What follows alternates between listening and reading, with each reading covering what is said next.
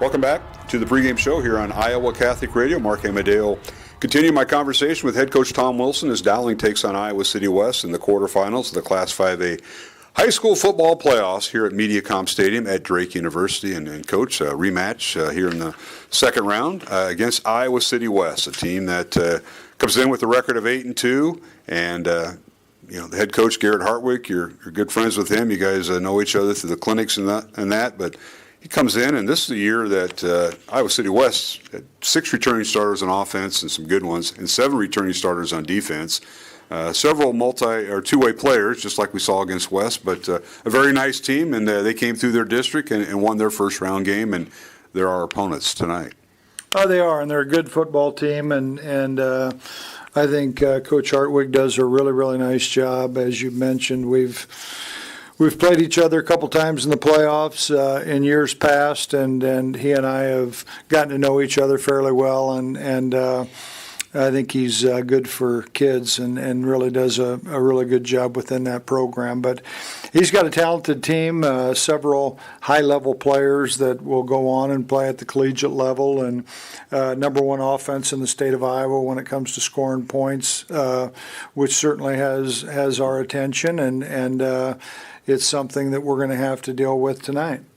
Yeah, they come in averaging 43 points on offense. They give up almost 20 points on defense, but you look at the matchups, and they got a pretty good wide receiver who also plays linebacker, who's also committed to Iowa, so we got the Iowa connection there. And then they have left guard, Colin Witters, a senior who's well over 300 pounds. He's headed to Iowa. So you look at the Division I kids, and then you look at the team, and this team is pretty experienced. They've had some injuries throughout the year, like we all have. But this is a nice team, and they're led by a junior quarterback in number 15, Reese Wheeler, on offense. Yeah, he does a really good job. He's a running threat. They've done some zone read stuff. I think their running back, Campbell Janis, number 0, tough, blue-collar type player that doesn't just go down with an arm tackle. We're going to have to wrap him up. I think he's a good player. Ethan Headings, one of the leading receivers, if not the leading receiver in the state of Iowa. And then their second receiver, Julian Manson, as you mentioned, is recruited as a linebacker to the University of Iowa. Then up front, they've got Witters, as you mentioned, an Iowa recruit, and then their center is James Barnett, whose dad is the offensive line coach at the University of Iowa, and George Barnett, and James himself is one of the best shot putters in the state. So we're not lacking for talent here on the field, and they certainly have others, and we're well aware of that, and it's going to be a great challenge for us. Yeah, and on defense, Coach, they have an A.J. Hodge, Abdul Hodge from Iowa. That's his son, a junior who plays linebacker at Rover, and mentioned Julian Manson. But some of these kids are going both ways. What defensively, when Dowling's offense is out there, what kind of a look do you expect? I know they've had some injuries this week and some things moved around, but what do you expect in attacking this Iowa City West defense, who gives up about 20 points a game?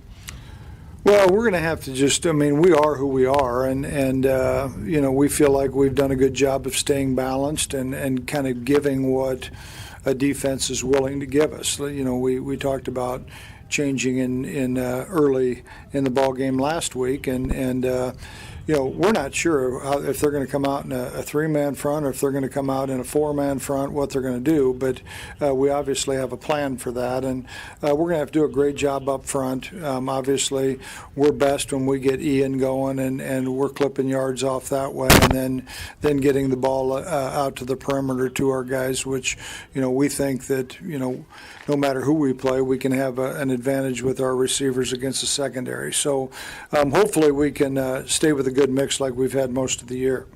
And visiting with head coach Tom Wilson before tonight's Iowa High School Class 5A quarterfinal playoff game here at MediaCom Stadium at Drake University. All right, we're going to be back with the opening kickoff. Dowling and Iowa City West, the Class 5A quarterfinals from MediaCom Stadium here on the campus of Drake University. Back with the kickoff after this break, our final break here on the Iowa Catholic Radio Network's pregame show.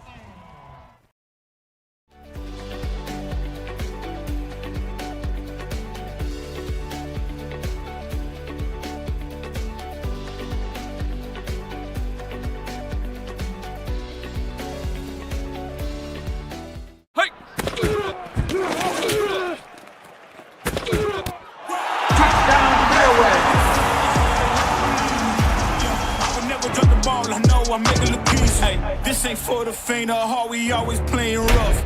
Joe here with Westside Auto Pros. I know that sometimes your car can be inconsiderate and need work when you're short on cash. So here's what I'll do. When you get your car fixed at Westside Auto Pros, I'll loan you the money to pay for it. Whatever you want done, repairs, services, tires, you name it. Get your car back on the road and you won't even pay any interest for 90 days. My wife thinks I'm nuts. No interest, Joe? Are you nuts? Get your car fixed now and pay later only at Westside Auto Pros.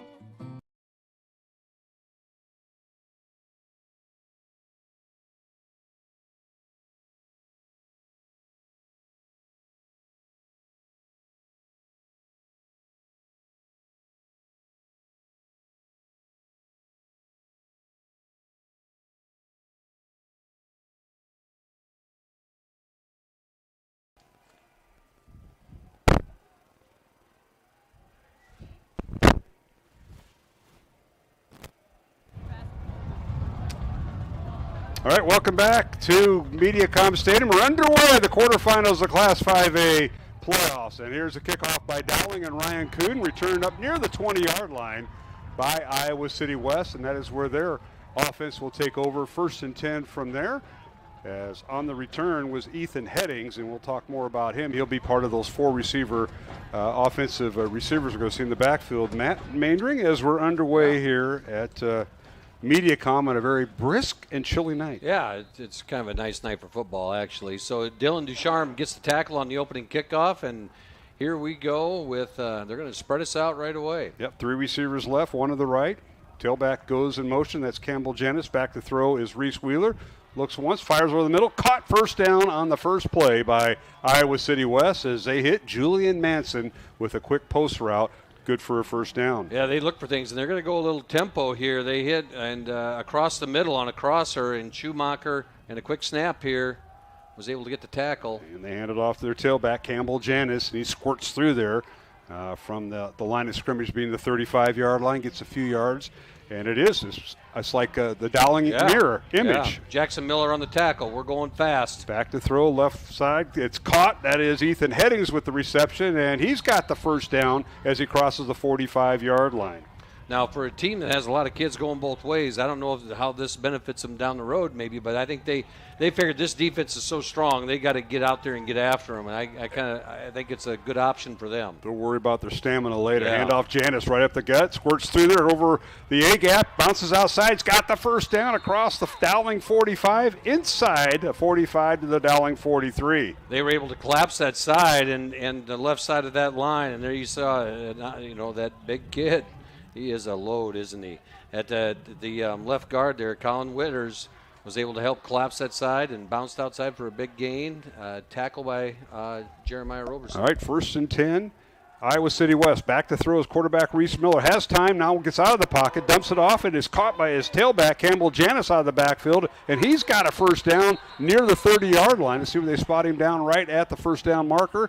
At the 31, so give him the first down. Give him the first down. Good coverage downfield by the Dowling defense, and he had to go to his outlet pass, his running back, and he dropped it off to Janis, and nice pickup there for the Trojans. 12-yard gain. Now hand off Janis again. This time he's wrestled down from behind, and Bonanno brings him down. That'll be a loss on the play. It'll be 2nd down and 11 for West. Good job by Bonanno, Anthony Bonanno. Yeah, he came crashing down from the right side of the Dowling defense, across the line of scrimmage, was able to get to Janis from behind, and here we go empty. 3 receivers right, 2 to the left. And now we got a penalty flag down, and we got a procedure call, I believe, against Iowa City West. So it kind of set the stage. West is going south to north.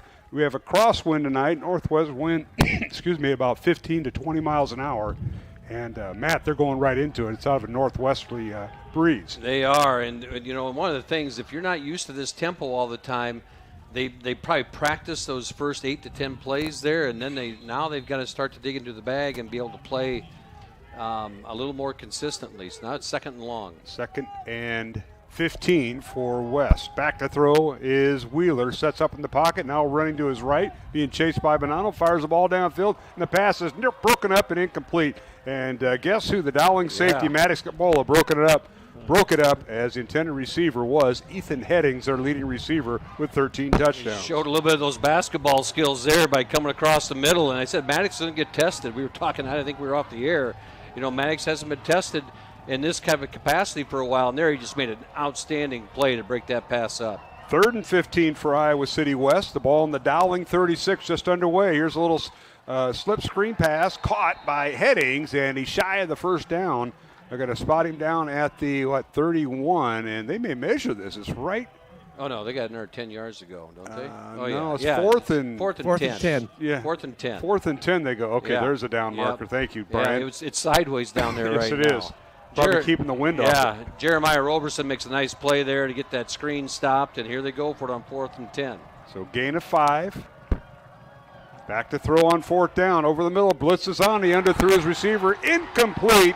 Tried to hit Ethan Headings on the left side, and Dowling defense comes up huge. They dialed up a blitz, and Brian may have been able to see who came up the middle, but he came up and caused Wheeler to get rid of it. Yeah, that was Bonanno, guys. Dowling was rushing only 3 guys a lot of times on that. But again, this tempo, Matt, you said it. Dowling was not used to this, so it just took them to get a little bit of feet underneath them, and that was a good series. This team is the sideline is probably as jacked up as I've seen it all year long, guys. All right, first down, Dowling from their own 31-yard line. The Maroons will start with Joey Nahas at quarterback. Handoff Middleton right side. He's got a hole. He's at the 40, and he's ran out of bounds. Got the first down, and just a quick hitter over the right tackle. Yeah, they pulled 2 guys and collapsed the right side of the line on the short side of the field, and they were able to get to the numbers there, and Ian Middleton piled up some yards. 10-yard gain, first down Dowling at their own 41, no score. Nahas back to throw. Joey fires it out. It's caught, and that is Sam Drexler with his first catch in a couple weeks, and he gets across the 40 up to the 45-yard line for a gain of 4. And I like the design of that play because you're putting Ian Middleton out there as a blocker, and he's a good blocker. He's a good blitz picker upper, and he's able to get out there and get a block, and Sam gets to touch the ball. Maroons going up tempo, and now they'll do a check with me. 2 receivers to the right, 1 to the left. Dowling going north to south, left to right, as they have Jeffrey Roberts, receiver to the left side of the formation, the weak side of the field, and they hand it off to Middleton. Bounces right side, tries to get outside right in, and he does. Turns upfield, stiff arms a player, and he gets to the 50-yard line. He'll pick up 5. That was a nice, strong run by Ian. He just kept picking his way down the line of scrimmage and almost ran about 10 yards laterally, but found his gap, turned the corner, and was able to put his head down and get all the yards but 1. A lot of east-west, But but enough to go north-south. Yeah. And this time going south, and he picked up 5. So it's 3rd down 1, Maroons at midfield. 1 receiver left, 1 to the right. They'll bring an extra tight end in. Smith goes in motion, or Roberts goes in motion. Handoff up the gut, and that's Middleton. He's got 1 man to beat. He's in the 30. He's at the 25 and run out of bounds. Nice job by the safety coming over to make the stop at first down Dowling as they approach the red zone. Boy, you see the push. I mean, if you were watching it on TV, you could see the push from that offensive line. Immediately when that ball got snapped, they had 5 yards on them, and then Ian Middleton just exploded through. There was a hat on a hat right there, and left Ian to run. 25-yard gain, 1st and 10, Dowling at the west 25-yard line. Maroons will put Quinn Smolbach in motion, and he'll be the extra blocker on the left side. Handoff goes to Middleton, and he's hit and dropped over left guard. And they're going to spot him down inside the 25 to the 24 there, man. Kingston Ross comes up and makes a nice hit on Ian Middleton there and stopped him up for a short gain. And they finally they limited it to 1 yard. They've been biting off chunks here, the Maroon offense has. What a start we have tonight, and the first of 4 games going on in Class 5A. 3 receivers left, and now they'll put Middleton in motion to the left. LA look right side, does Nahas. Over the middle. Oh. Caught by Jeffrey Roberts. Touchdown, Maroons. They had everybody in the left side except Roberts one-on-one, and he had safety help, but a bullet by Joey Nahas. Touchdown, Maroons. And Roberts, he ran by the corner, and he was on a post pattern, and he plants and comes across the middle, and no one's there. Nahas read it perfectly, right on him, and explodes it to the end zone. Quick series there for the Maroons to get on top. 7:32 to go, first quarter. 6-0 Dowling over Iowa City West. Maroons the number 1 seed in Class 5A. West the number 9 seed. They knocked off ace seed Cedar Falls last week. Extra point up and good by Ryan Cood. So 7-0 Dowling. over Iowa City West. We'll return to MediaCom Stadium here at Drake University in Des Moines on Iowa Catholic Radio, and we welcome CISN. Employee pricing plus extra DeArmond discounts at DeArmond Ford. New 2024 F-150s with over $20,000 off. Get a new Ford Bronco with $9,000 off plus 3.9% for 72 months. New Bronco Sports on sale for $37,990 plus 3.9% for 72 months. And new Super Duties with $10,000 off. Extra discounts on top of employee pricing. Only at DeArmond Ford, Indianola.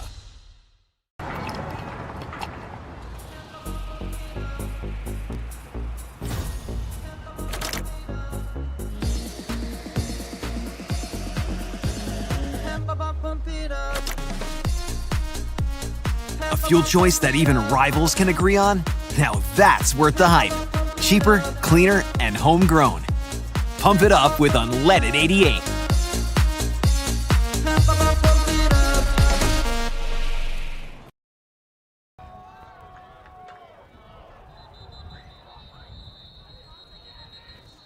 All right, we're back here at MediaCom Stadium on the campus of Drake University. Dowling on the kickoff, and I don't know, Matt, whether they call that a squib kick or what, but it was... I don't know if the ball fell off the tee. I think the ball fell off the tee, guys. Yeah. It's like a do-over. Yeah, I didn't see any penalty flags, and I saw the official come towards the football and say, we're going to do this again. A penalty on the play. Dowling going on their last drive, 6 plays, 69 yards, capped off by Jeffrey Roberts, 24-yard touchdown reception from quarterback Joey Nahas. Extra point by Ryan Kuhn-Good, and Dowling leading 7-0. We'll try the kickoff again here, gentlemen. And we'll go down to Brian after this for his recap of that Dowling drive and also what the defense did to set that up. Now there's a kickoff by Kuhn, line drive, and does he get it inside the pylon? Yeah. Yes, he does. Touchback. 1st and 10 West on their own 20-yard line. Let's go down to our first report and our Jenny Farrell Team Remax Concepts sideline report with Brian Morris. Brian? Yeah, guys, that was the most 5 minutes of football we've had in about 6 weeks because that offense came out. West, Dowling's defense was trying to get adjusted. West went into tempo. Dowling was running all over the place. Dowling came back on the offense. They went into tempo, and the coaching staffs down here is just it's an electric down the sideline, guys, to be honest. All right, first down West on their own 20-yard line. Reese Campbell is the quarterback. We didn't get the starting lineups in for either team. Now a sidearm pass that is caught by Manson.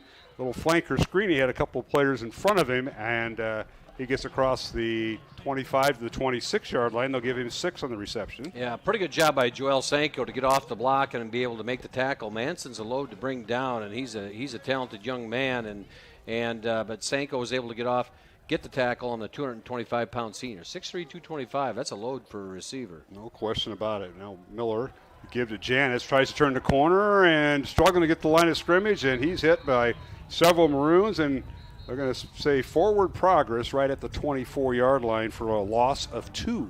I think the coaching staff's going to say, you better make sure you get him down. I mean, they blew the whistle, they blew the play dead, but everybody, he was still churning, and Janis is running hard out of this, for this Iowa City West team and really starting to light it up. All right, Ethan Headings, number 1, Julian Manson, number 3, Henry Elzer, number 6, and number 14, Cade Towler are the receivers for Iowa City West. We'll see number 5, Neil James, and number 10, Carter Spark. And at times, the quarterback, Reese Miller, 5'11", 170-pound junior, has thrown 22 touchdowns on the year, fires the ball out, caught by Manson. It'll be a foot race down the sideline, and he finally tripped up and finally brought down by Maddox Capola at the Dowling 30, but the Trojans of Iowa City West, they go over the top. They did. They were able to get over the top, and Manson was able to put on a little move, get by the corner, and that just left Capola from the center of the field to chase him down, and he did that and was able to get on his ankles and get him down and prevent the touchdown. All right, first down West at the Dowling 29, and quarterback keeps the football. Wheeler faked the handoff to his tailback Janis and went right. I think that was a mix-up in the backfield, and and Wheeler kept the football. Yeah, but he loses the yard, Matt, back to the 30. Janis was looking backwards and go, why didn't I get the ball? And I don't know if Wheeler didn't have good control of it when he came out from under the center, but there was just a little bit of a mess there in the backfield and sets up the second and long. All right, 3 receivers right, 1 to the left for Iowa City West. They go without a tight end. Janice in the backfield, back to throw. Wheeler pumps once, and now he's going to be taken down twice, and that's Ryan Bobo with the sack in the backfield. I'll tell you what, that play was made by Brady Hagan. He got his hand up just as Wheeler was going to release it, and he had to pull it back down, and right there is Ryan Bobo waiting for it. So a good job of Hagan getting his hands up to get in the face of Wheeler, and then Bobo finished the play with the sack. And guys, Wheeler's helmet came off, so he has to go off the field. Oh. Now I believe, I wrote this down, Manson, is he going to be the quarterback here? I think he probably would be. And no, they'll just do a wildcat to who's ever back there now. I think it was number 3. And that's Manson. That's number 2. Oh, number 2, guys. Okay. So they have Mikey Moody coming in, and that's a backup quarterback. He's also the long snapper. So Moody in for one play and gains a couple of those yards back to the 30-yard line. So bring it 4th and 11. Now get this, Manson had that 47-yard reception. It's been backwards almost ever since. Wheeler lost 1 and he lost 2, and now they gain a couple. So a field goal being attempted into the wind of 47 yards. And now a timeout on the field. We'll keep it here with 4:33 left to go first quarter. Dowling 7, Iowa City West nothing. The quarterfinals, the Class 5A football playoffs. Mark Amadale, Matt Mandering, Brian Morris on the Dowling sideline with our Jenny Farrell team Remax Concepts sideline report. Brian, come on in. Yeah, guys, we haven't even talked about the wind down here tonight. It is more out of the north tonight than it was last week. So you got the wind hitting me on the sideline, most importantly, because it's a little chilly down here. When they came out to bring this field goal, kicking into the wind, and like you said, Mark, a 47-yarder, I'll be surprised by this field goal. I got to believe they're thinking quick kick. I would almost put somebody back on this. And now they have their offense back on the field. They got their offense back out there because and it still might be a quick kick. Because here we go. Quarterback is Wheeler. He works out of the shotgun. He'll do that every play. 3 receivers to the right, 1 to the left. No tight end in there. Here's Wheeler with the snap. Back to throw. Looks left, throws left, fires it out. The pass is caught by Ethan Headings, and he is got the first down and a penalty flag down on Dowling apparently. Oh, that was, he was still fighting for yards, and they said the Dowling defender came across and hit him. He got wide open there. He broke that off and did a comeback right at the sticks. 17-yard line. That's a 13-yard gain. And Wheeler put it right on Ethan Headings for a nice completion. And now they're going to march off another 15 yards against the Maroons. It'll be half the distance. Half the distance, yeah. Yep. So 17-yard gain, and it'll be 1st and 10, maybe 1st and goal. See whether he gets done marking it. With 4:23 to go first quarter, Dowling leading 7-0, and now the penalty being marked off.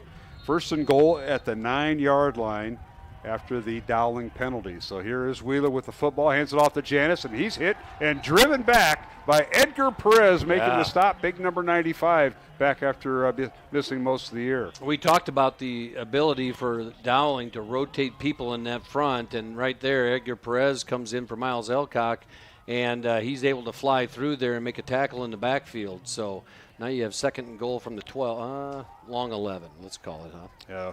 2nd and goal on the 11th. 3 receivers right, 1 to the left. Back to throw is Wheeler over the middle. The pass is broken up, incomplete. Nice job by the Maroons. And I think that was Jordan Watson who came in there. Number 0. Was it 0 or number 9? It was 9, Schumacher. Yeah, Schumacher, Schumacher flew from the other side of the safety position and just great timing. Broke that play up. Ball and both players at the same time, and Schumacher, number 9, made the breakup. So it'll bring up 3rd and goal at the 11-yard line for West.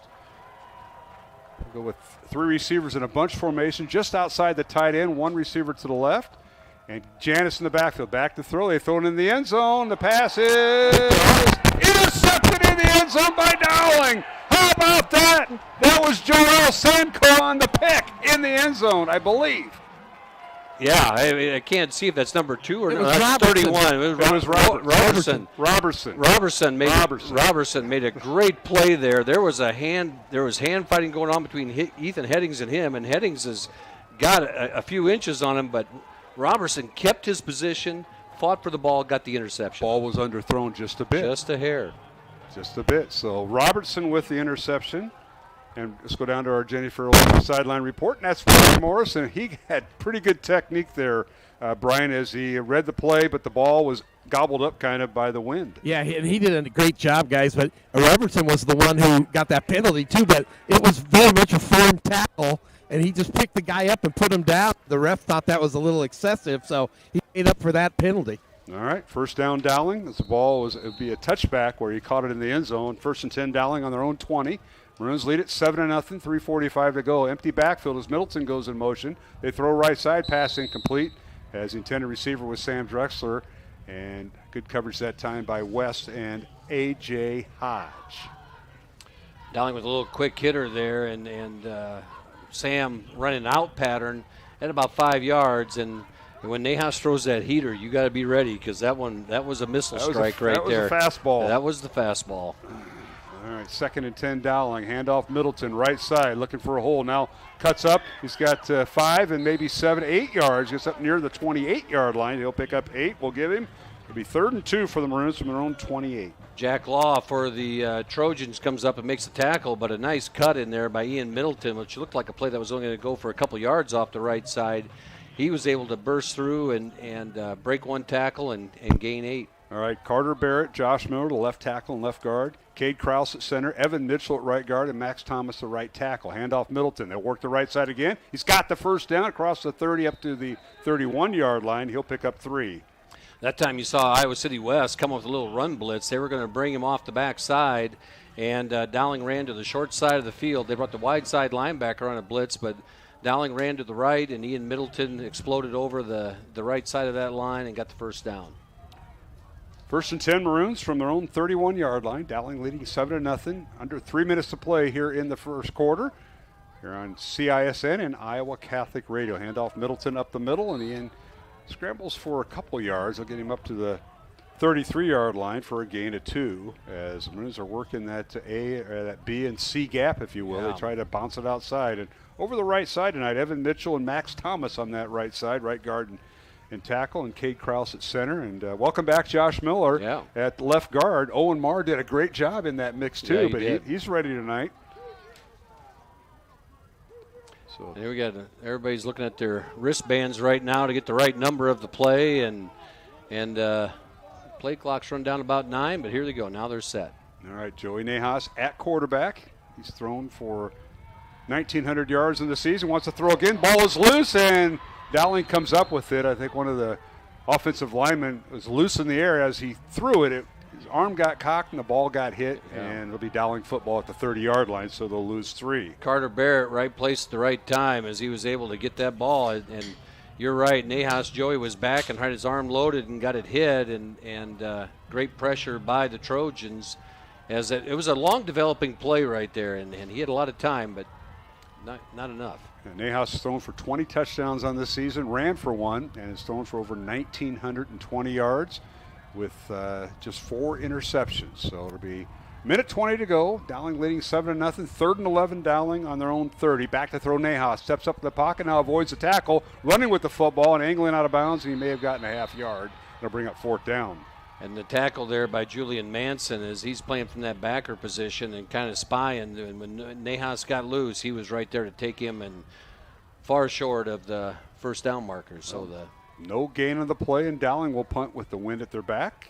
And they'll bring in Henry Schmidt, averaging 38 yards a punt on 17 punts on the season. Good snap, and gets it away. End-over-end kick.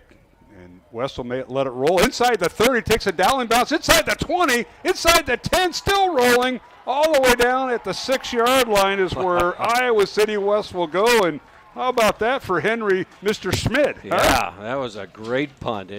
One of those punts that had the little spin on it, and then when it started to hit, and it just kept trucking down the field, and that helps the defense. I got to ask Brian Morris as we go down to our Jenny Farrell Team Remax Concepts sideline report. Brian, was that like one of those backyard kicks that kept rolling and rolling? It was that kind of a knuckleball, and it unfortunately took the Dowling bounce, and it puts the West in a tough position here. 35 seconds remaining in the first quarter, so the West will have the football deep in their own territory, trailing 7-0. And we want to thank our supporters of Iowa Catholic Radio all season long. They include Fast Signs and Clive, Skeffton's Formal Wear, the Catholic Tuition Organization, and Construction Professionals. Again, we're simulcasting tonight with CISN. We appreciate their crew tonight, led by Randy Nielsen, our director, and Nick Minson, our camera operator. And now out of the deep in their own territory, handoff goes to the tailback, and the tailback for West is Campbell Janis, and he may have gotten back to the line of scrimmage, and that's about it, maybe a yard. You're seeing a push, and right now they're going to let the clock run down. They say we want to go with the wind, and so they'll end up going with the wind here to start the second quarter. All right, we've come to the end of the first quarter here at MediaCom Stadium on the campus of Drake University. Dowling leading 7-0 over Iowa City West. We'll return for the second quarter in 1 minute of this Class 5A quarterfinal game on Iowa Catholic Radio and CISN. 3, 2, action. Wilson Toyota in Ames is unlike any other car dealership in Iowa. At Wilson Toyota, we give you a financially rewarding, time-saving, and stress-free car buying experience. Earning your confidence with a value-oriented customer experience is what thousands of customers have come to understand as the Wilson experience. She's getting better at this, making me so proud. Wilson Toyota, home of the Wilson experience. Ever have one of those awkward moments when a business disappointed you? You got ripped off? Didn't get what you expected? The Better Business Bureau can help you avoid these uncomfortable situations. BBB accredited businesses are honest, ethical, and reviewed annually by the BBB. Don't experience another awkward moment with a bad business. Trust the ones that operate with integrity. Look for the BBB seal. It's the sign of a better business. And find a better business anytime at bbb.org.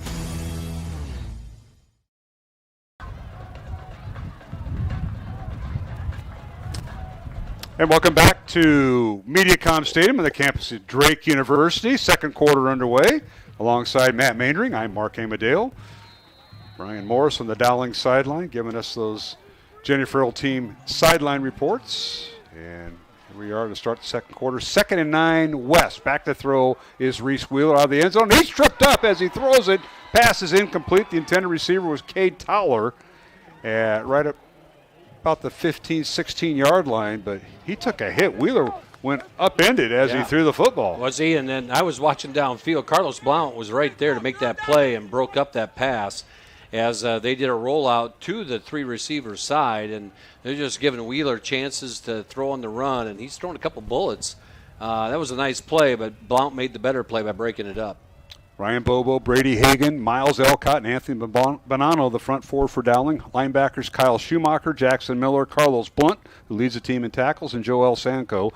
Back to throw Wheeler from his own end zone. He's hit and dropped, penalty flag down, and we may have holding in the end zone. If that's the case, that's a safety. Yeah, and, I think the flag bounced, so it's always where the flag is, and it went to the 1 yard line. So this will be an interesting call. We'll see here as we'll try to pick up the. They're going to say not in the end zone.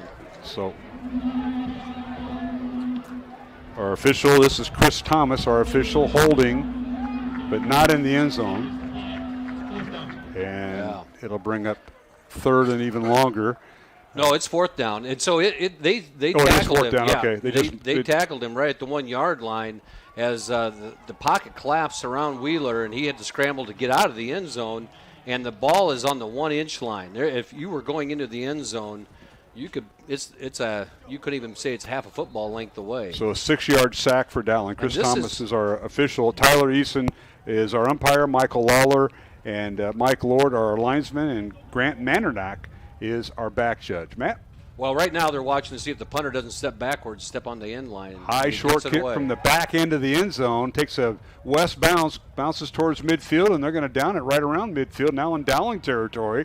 And West gets that roll from that north wind, and it'll be spotted at the Dowling 48-yard line. So out of his own end zone, a 52-yard punt with no return. Wow. That was a great punt because his heels were right on the back line of the end zone, and you step on it, and then it's a safety. So the snap was on because the snap is shorter. It's a shorter distance, and he was able to quick kick and get it away. And here goes that offense again. Yes, sir. And we'll go down to our Jenny Farrell team sideline report, helping generations of Dowling Catholic families with their real estate investments for almost 30 years. Learn more at jenniferfarrell.remax.com. Brian, come on in. Yeah, guys, Dowling defense did a nice job there. Again, they're getting used to where this the offense is throwing the ball. How about Joey Nahas faking the handoff to Middleton, follows him into the line, and Middleton becomes the fullback, and Nahas the tailback all the way down to the 40 of West. Yeah, I think that was a design draw, and Nahas, as everything vacates for him, and he's able to run up the middle for an easy first down.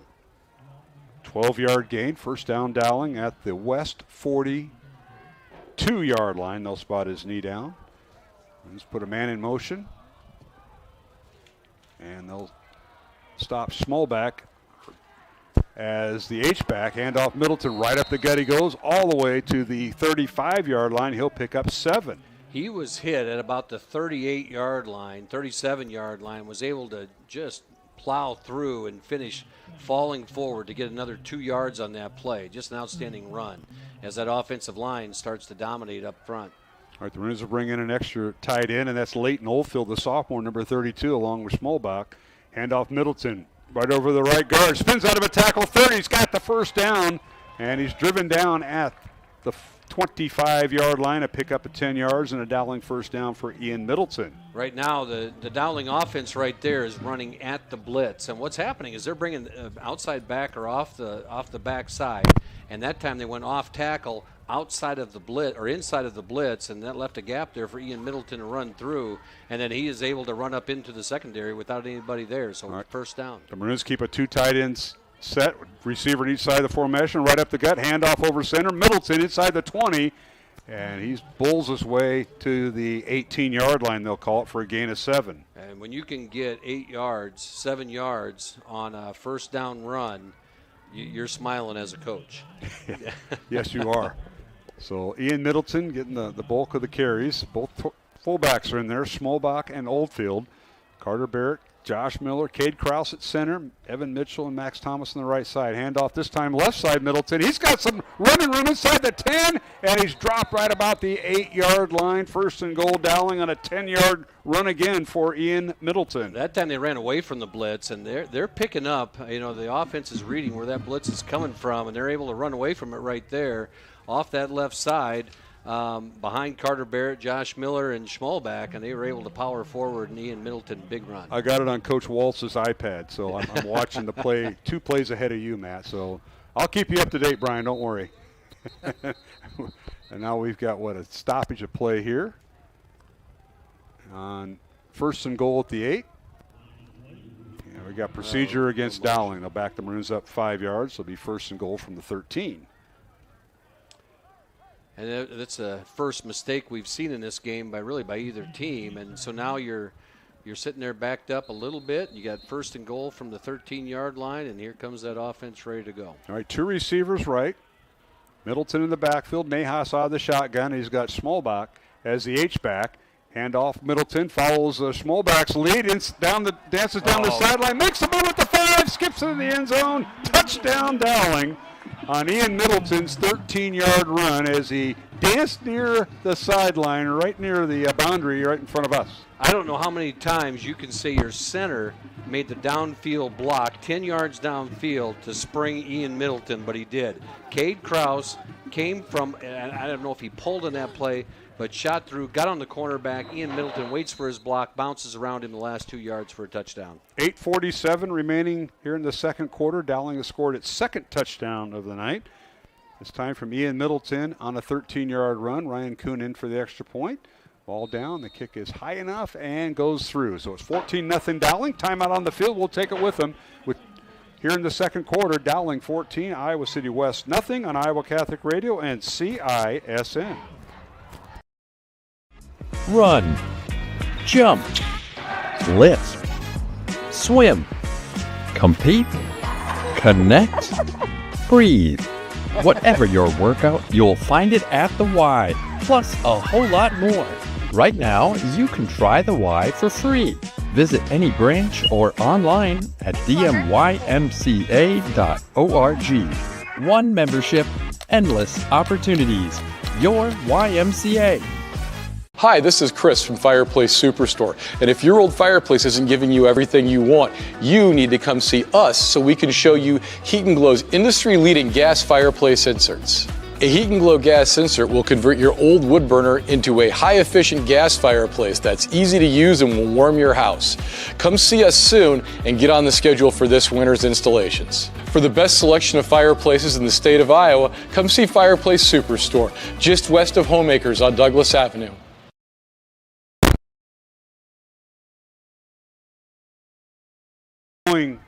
52 yards in 6 plays, capped off by an Ian Middleton 13-yard run.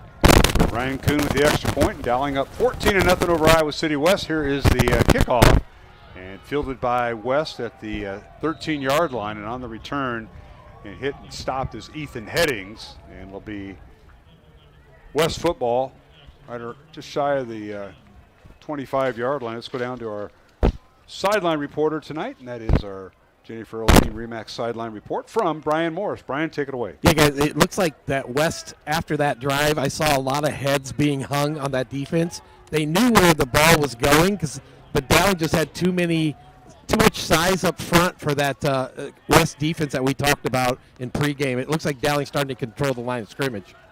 That's evident, and Matt, as we go to that, remember West started out playing up-tempo all the way down until they threw the interception in the end zone. So we'll see how that goes. And now back to throw. Quarterback fires it out. Wheeler's pass is caught for a first down, and they get across the first down and more across the 40-yard line, and that is Ethan Headings, who leads the team with 13 touchdowns. Yeah, he's got 1,100 yards on the year receiving, and right there he just did a slant off the line of scrimmage and was able to get the yardage, and a quick hitter, and one that's been effective for him all year long. 16-yard gain, first down West at their own 41-yard line, trailing 14-0. Back to throw Wheeler again, fires it far sideline right in front of the West bench. Pass is incomplete. The catch attempted by Ethan Headings. And Matt, you got a couple of Class 5A playoff scores. You bet. A few scores here. Johnston leads Valley early 7-0. Northwest, Waukee Northwest and Sioux City East are tied at 7. Southeast Polk is up 14-7 over Iowa City Liberty. We'll keep an eye on that. And now here is West with a handoff. And that's somebody other than, I think, Campbell Janis. It is Campbell Janis. He's hit and dropped at the 39. He'll lose 2 yards, and they'll bring up third and long. Third and about 11. They have not, after that first series, been able to run the ball very much. And here on third and long, you see them bring in Edgar Perez and take Miles Elcock off at a little more speed off that line of scrimmage to get pressure here on Wheeler.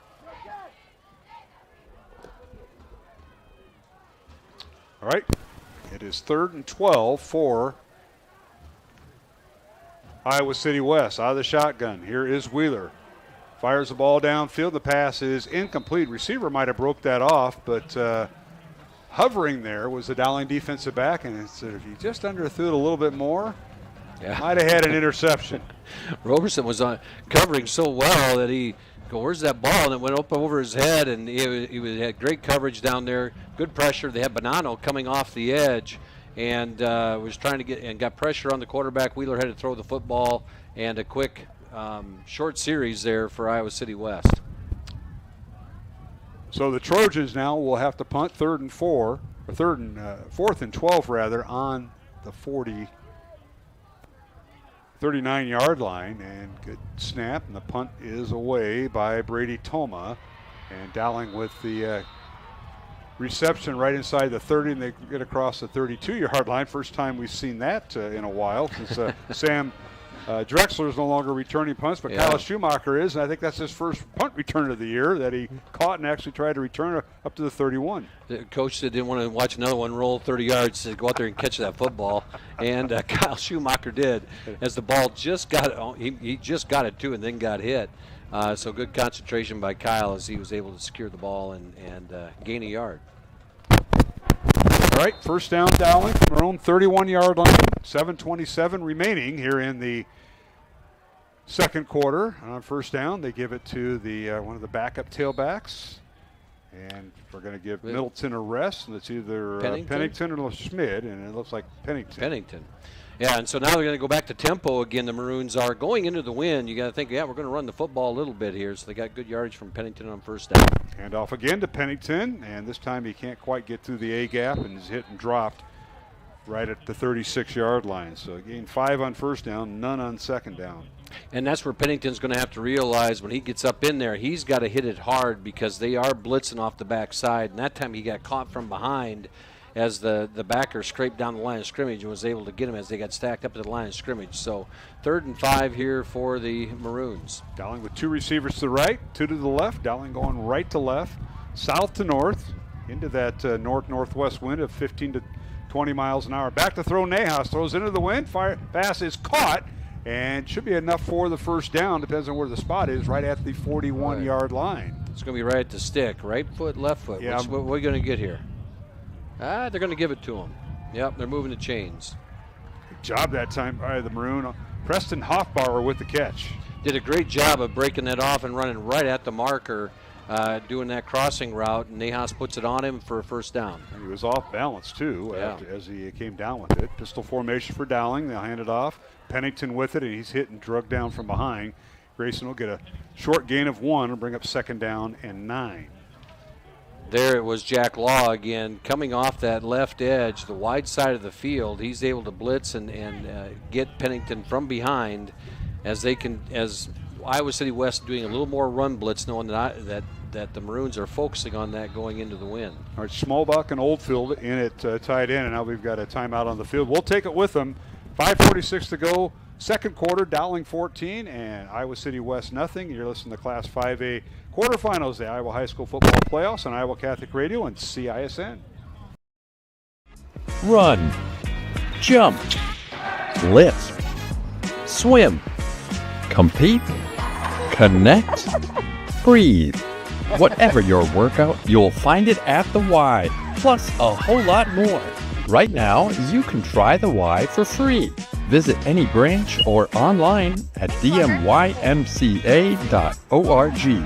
One membership, endless opportunities.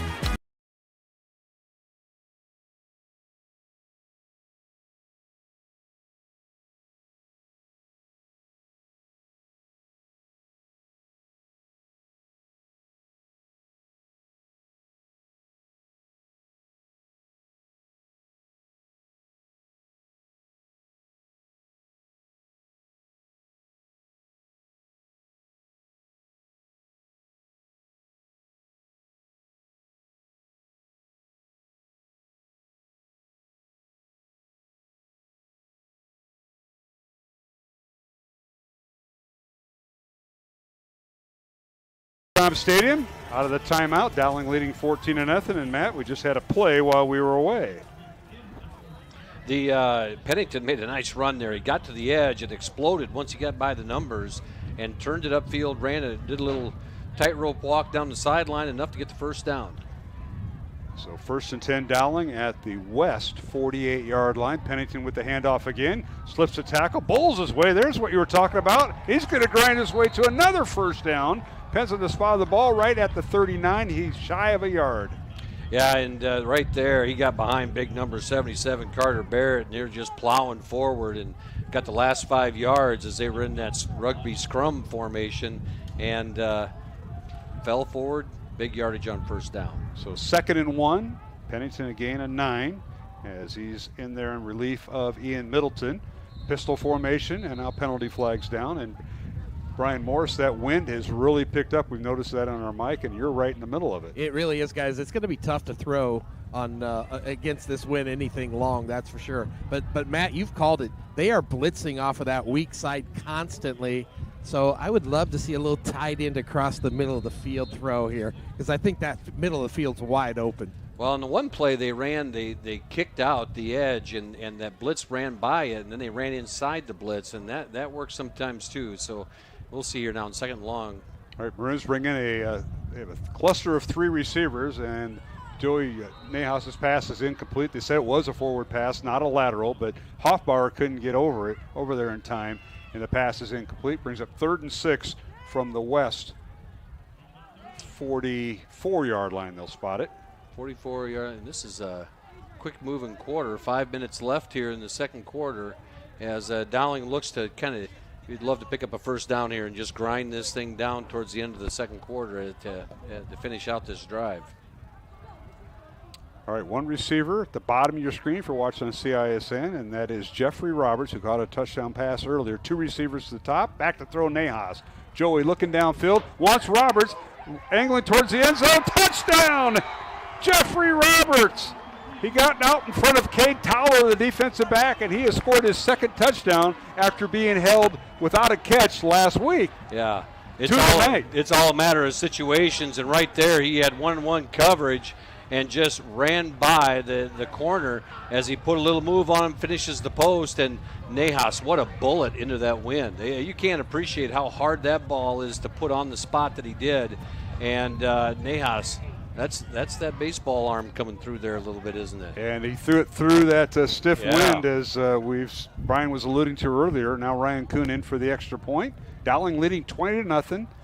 4:53 remaining here in the second quarter, and Ryan Kuhn's extra point is up and good. 21-0 Dowling.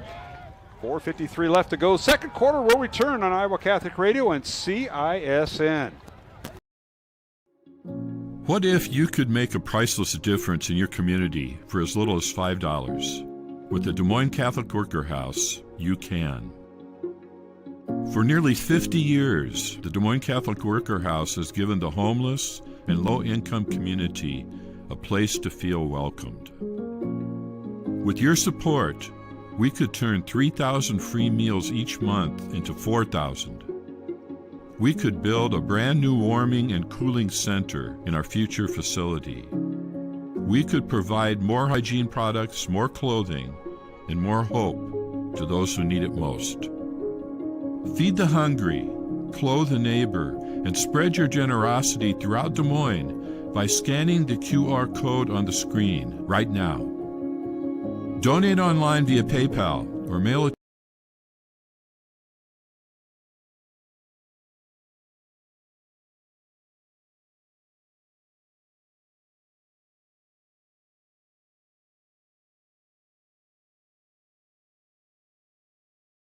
Kickoff picked up by Henry Elser for Iowa City West, crosses the 30 and brought down at the 31-yard line. That's where West will have it, 1st and 10 from their own 31-yard line with 4:47 remaining here in the first half. Dowling leading 21-0. A pair of touchdown passes from Joey Nahas to Jeffrey Roberts and Ian Middleton, a 13-yard run, accounting for Dowling's scoring. Let's go down to the Dowling sideline, and that is where our Jenny Farrell team Remax Concepts sideline reporter is. Brian Morris, come on in. Yeah, guys, I was right there, right where Jeffrey was, and when I saw the one-on-one coverage, they had the safety on the other side of the field, and Jeffrey Roberts just ran a fly pattern, and there was no chance for Tower of Iowa City West to be even close. Well, the throw by Nahas into the wind was spectacular. And now Wheeler with a lateral pass, and it is caught.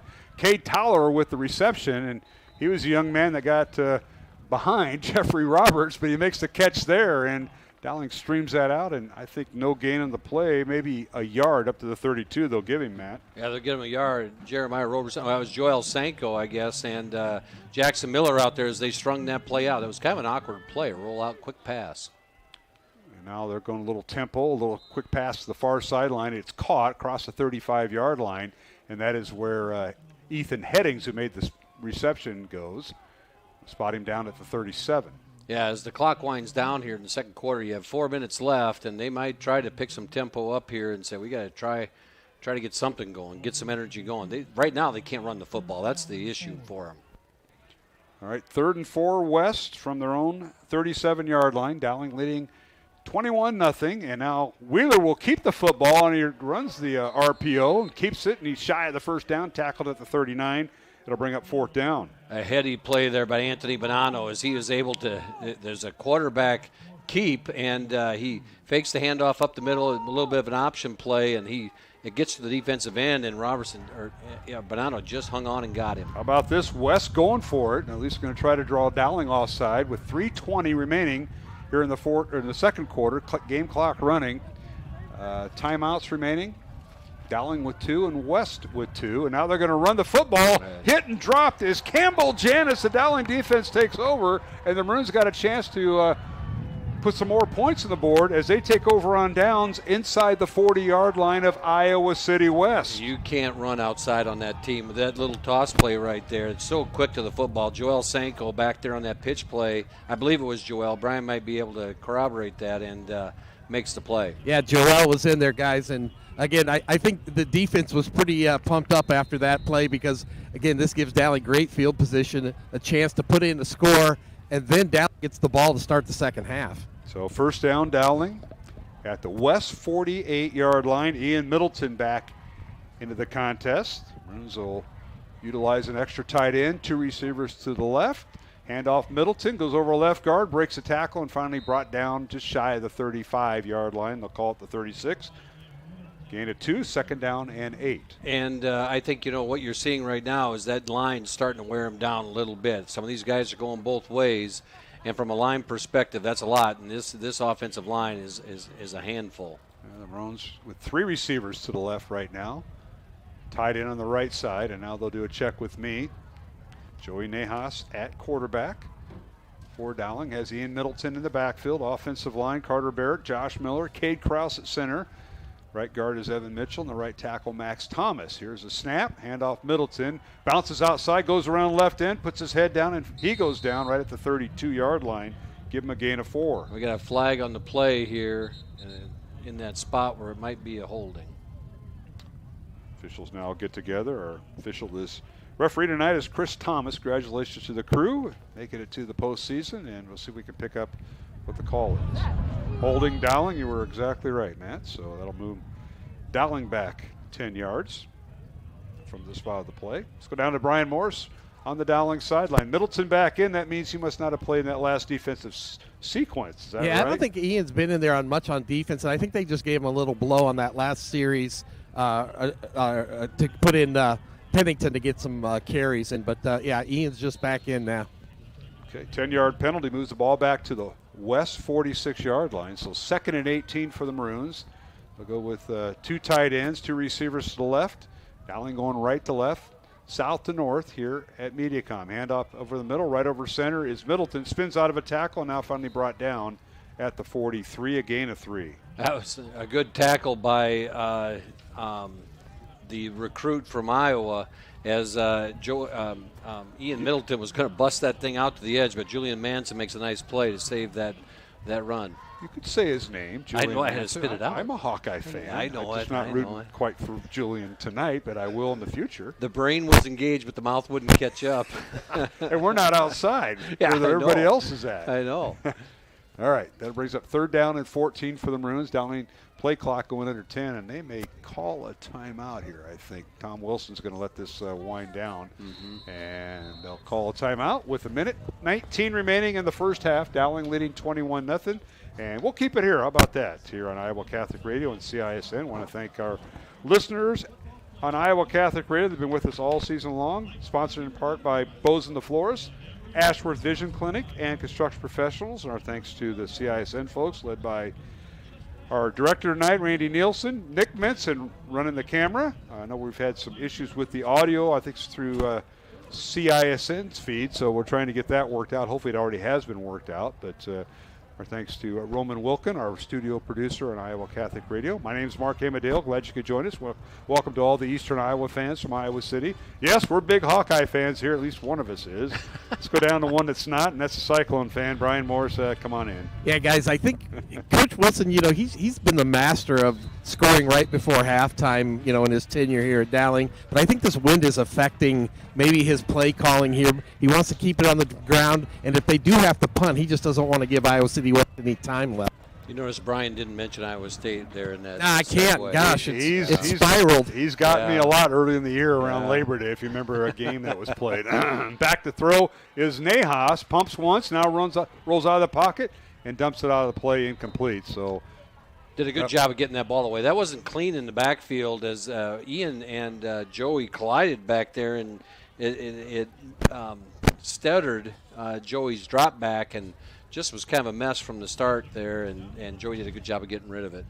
So Dowling will be forced to punt, and they will bring in Henry Schmidt, who had a tremendous kick earlier in the first half, and he'll stand back at his own 43-yard line. The line of scrimmage is the west 43.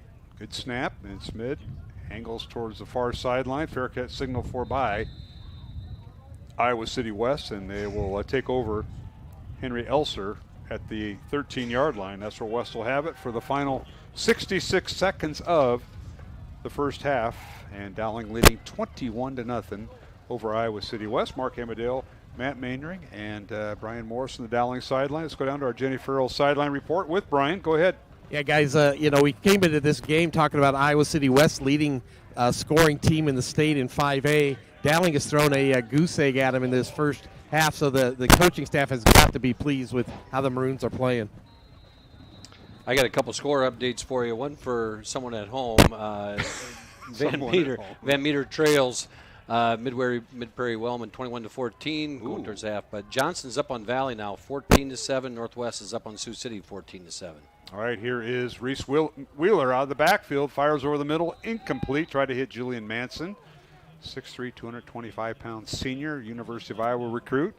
Caught just under 500 yards in the season, 6 touchdowns, and Wheeler had to unload maybe a count or two before he wanted to. I think Jackson Miller was coming up the middle there and really put the pressure on him and to get rid of that ball a little earlier than he wanted to. And Dowling right now, they're lining up 3. They're showing 3 rushers, but they're bringing 1 more, and then you have to figure out where's that one coming from. All right, Wheeler, a little lateral pass along the far sideline. It's caught and running up the sideline to the 20-yard line. A timeout. Is that a timeout or is it just stoppage of play? They said the clock was rolling yet, so I think it is a timeout. It'd be 3rd and short. All right. We will take a 1-minute break and return. Dowling 21, Iowa City West nothing. Back on Iowa Catholic Radio and CISN. Hey! Touchdown fairway!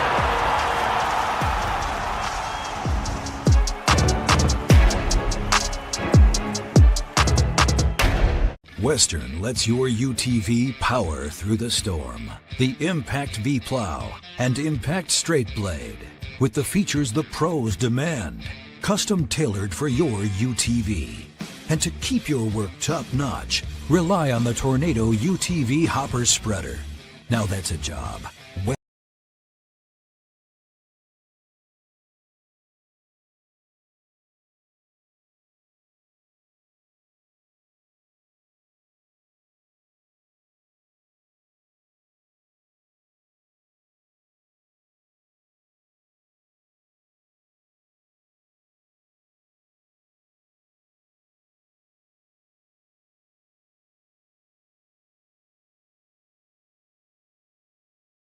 At Mediacom Stadium on the campus of Drake University in Des Moines, the Class 5A high school football quarterfinal playoff game. Dowling leading 21-0, 49 seconds remaining. That last play while we were away as quarterback Reese Wheeler of Iowa City West aired it out, and it pass was incomplete. He had to unload that a little sooner than he wanted to, Matt Maindring. He got hit just as he released the football. He was just chucking it down the middle of the field and well away from anybody. All right, here's the snap. It's 4th down and 3, and West punts it away, and Dowling's going to let it bounce, and no return there, as that time Schumacher didn't get in front of it. And he'll hear about it in the meeting room on Sunday and Monday, I'm sure. No. But nice punt that time by Brady Toma, who is also the short snapper. So West has Mikey Moody, the backup quarterback, as a long snapper. And the short snapper on field goals and extra points is Brady Toma, but he's also the punter. And Brady had a nice punt all the way down to the Dowling 25-yard line or so, 22-yard line, excuse me. I think Schumacher did the right thing there. They had the punt block on. Dowling sent extra guys at the punt to try and block it, and he didn't have a clean look at it. And right here, Dowling's just going to kind of run it out probably with 33 seconds to go. So it's don't mess up down there at that point. Halftime, we're going to have Justin Einertson, the Dowling boys basketball coach, will join us. Hand off Middleton in the backfield, and he'll lose a couple yards back to at least a yard back to the 21-yard line. Game clock running under 20 seconds to play. I think that'll be the last snap. We'll see if they try to run one more play just for window dressing. All the players looking over. It's gonna run down. Each team with one timeout. Let's see if Iowa City head football coach Garrett Hartwig uses it. Nope, everybody's going to go to the locker room. So we go to halftime. Dowling leading 21-0 over Iowa City West. As Brian Morris will catch up with head coach Tom Wilson. We'll let him get situated down there. But the Maroons on a pair of touchdown passes from Joey Nahas to Jeffrey Roberts of 24 and 44 yards. In between, Ian Middleton with a 13-yard run. And let's go down to Brian Morris with head coach Tom Wilson of Dowling. Coach, Iowa City West came out kind of in tempo of that first drive. Defense kind of got their feet under them and thrown a shutout against the top-scoring team in 5A. Yeah, I like that they were running tempo. I figured we'd get used to it, and we think we can wear them down before it's all said and done, so hopefully we can. We have to continue to run the ball. Obviously, Roberts has come up big for us. Yeah, running the ball seems like it, but Ian Middleton, again, just chunk yards, 10 yards at a time. Yeah, we need a little bit more of that in the second half. All right, Coach, good luck second half. All right, thank you, Brian Morris, for that report. Dowling leading at halftime 21-0 as we got double booked. What happened here? What's going on, Coach Maynard? These priests are wandering around up here. They're trying to get warm. Yeah, I think so, too. Next room. Yeah. We know what's going on. Yeah. So, but, Maroons lead at halftime. We mentioned the scoring. Jeffrey Roberts getting loose. Didn't have a catch last week. Yeah. Has 2 catches for touchdowns tonight. That's right. And what a half for the Maroons. And you got to just applaud that defense as they were able to shut it down after that tempo drive. And, 14-14 now. Southeast Polk and Iowa City Liberty are tied. Up. Not sure if that's halftime or not. Yeah, it should be. All these games should be getting pretty close to halftime, so we'll see once what happens here. But right now, the Maroons are controlling this football game, and I think we're going to wear them down. All right, we're going to take a 2-minute break along the network lines. That includes CISN with Randy Nielsen and Nick Menson over there manning the camera. And Roman Wilkin will take a 2-minute break for the Iowa Catholic Radio Studio producer.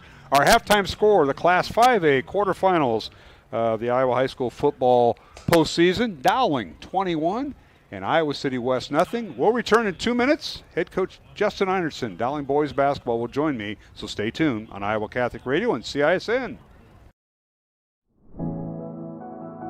High school activities have given me the opportunity to get involved and make new friends. Compete in sports that I love and meet new people. Do something I love while building the programs in my community. Not just be a role model off the court, but also be a role model on the court. Make connections and meet new people. They give me a reason to work hard and better myself for the future, set good examples to the younger athletes. Have a positive impact on my community. Help us support Iowa high school activities. There's a kind of magic to making memories, to finding time for the little things and the big things, the new things, and the things you'll do over and over again. It's the magic of a job well done and a well-deserved day of rest, of living life to the fullest with the people you'd never want to live without. Fairway, closed on Sunday, open for life. Something exciting is growing on Iowa farms these days. Innovation. From tractors that seed, weed, and harvest with data-driven precision to drones that scout or plant cover crops to protect soil and water. Even our animals live in smart homes with round-the-clock care. Technology keeps your food safer, water cleaner, and makes us more sustainable. Because what we do here benefits everyone here. Life on the farm makes everyone's life better. Positive sportsmanship is an essential element of IHSAA events. Even as competitors, good sportsmanship puts us all on the same team. We should all support the student athletes competing. Let the coaches coach. Respect the officials working the event. Be a positive representative of your school. Thank you for supporting sportsmanship at Iowa high school activities. Jesus.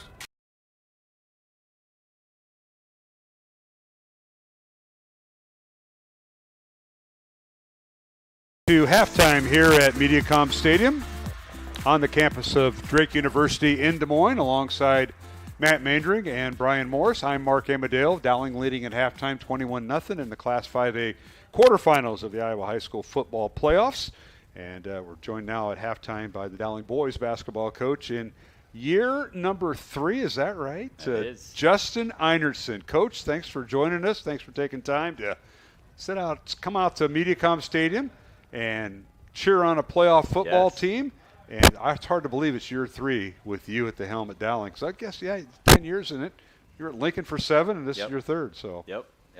Let's see, my 20th year overall and 10th year at the high school level, and it's been a lot of fun at Dowling. It's been Been a great experience so far, so we got a great group coming back. I'm looking forward to it. Well, great. And I know that people that are watching our live stream, it's just all audio because the cameras aren't in here because they're all spread out all over. But, well, last year, what a season it was, Coach. You had the team that we saw grow up in front of us, finishing 15-8, and going on to Linn-Mar Marion, where you lost in the sub-state final, a team that went to the Final Four and lost to Valley in Linn-Mar. But what a year you had, and you can't ask for much more other than maybe get a higher seed in the sub-state. Oh, no but kidding. These kids learned a lot, and they got a lot to prove. They've had a tremendous summer, and I'll let you take it from there. Yeah, sometimes when you lose a game like that, you can do one of two things. You can say, man, that sub-state draw was really tough.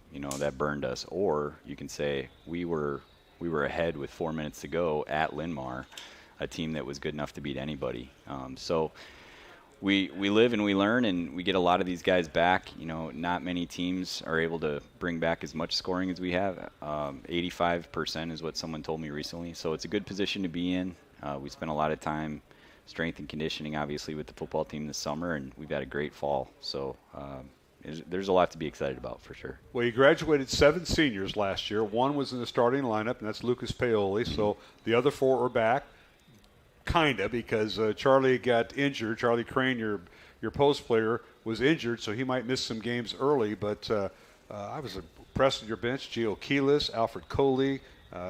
You had a lot of kids you brought off the bench. Unfortunately, Leo Pagano got injured in football. He was also part of that bench. But you got a nice group. Talk about how the summers went. And I know you've been challenging yourself. I see these guys, all the social media. So you guys are all over the place this past summer. Yeah, this summer we actually took one tournament off just because we had so much experience. And to be honest with you, I was a little bit worried about load. You think about the AAU and how many games they play through April and May. So we took a little bit more time off in June than normal. But we were still going through all the workouts and strength and conditioning, camp coaching, all of that stuff. So we kept them busy. But we went undefeated at Grandview, went undefeated at the Dells, almost went undefeated with our JV team as well, which was really cool. We almost played ourselves in the championship.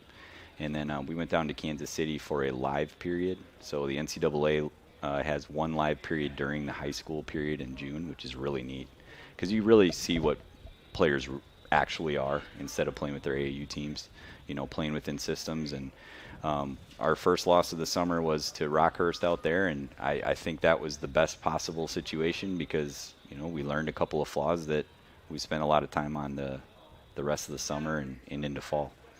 Well, you've got quite a schedule. Obviously, playing the CIML, that's always a pretty good schedule.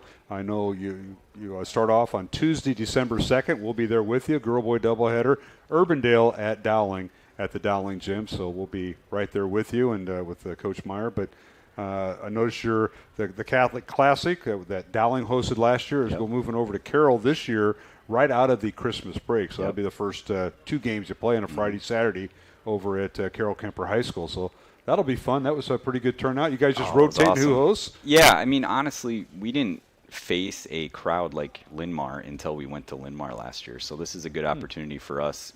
Carroll Kemper has an unbelievable local crowd. I think it's going to be packed. I think it's a great opportunity for our guys if we can win Friday night to play in that atmosphere on Saturday. So, you look at the schedule in the CIML, everyone's like, well, there's no Valley. Well, that's true, but they're the only team in the top 6 or 7 that lost anybody. So it was a very junior-dominated league, and we'll all be battling for 1 seeds all year long. So once again, every night in the CIML will be tough, and every single win is a big win.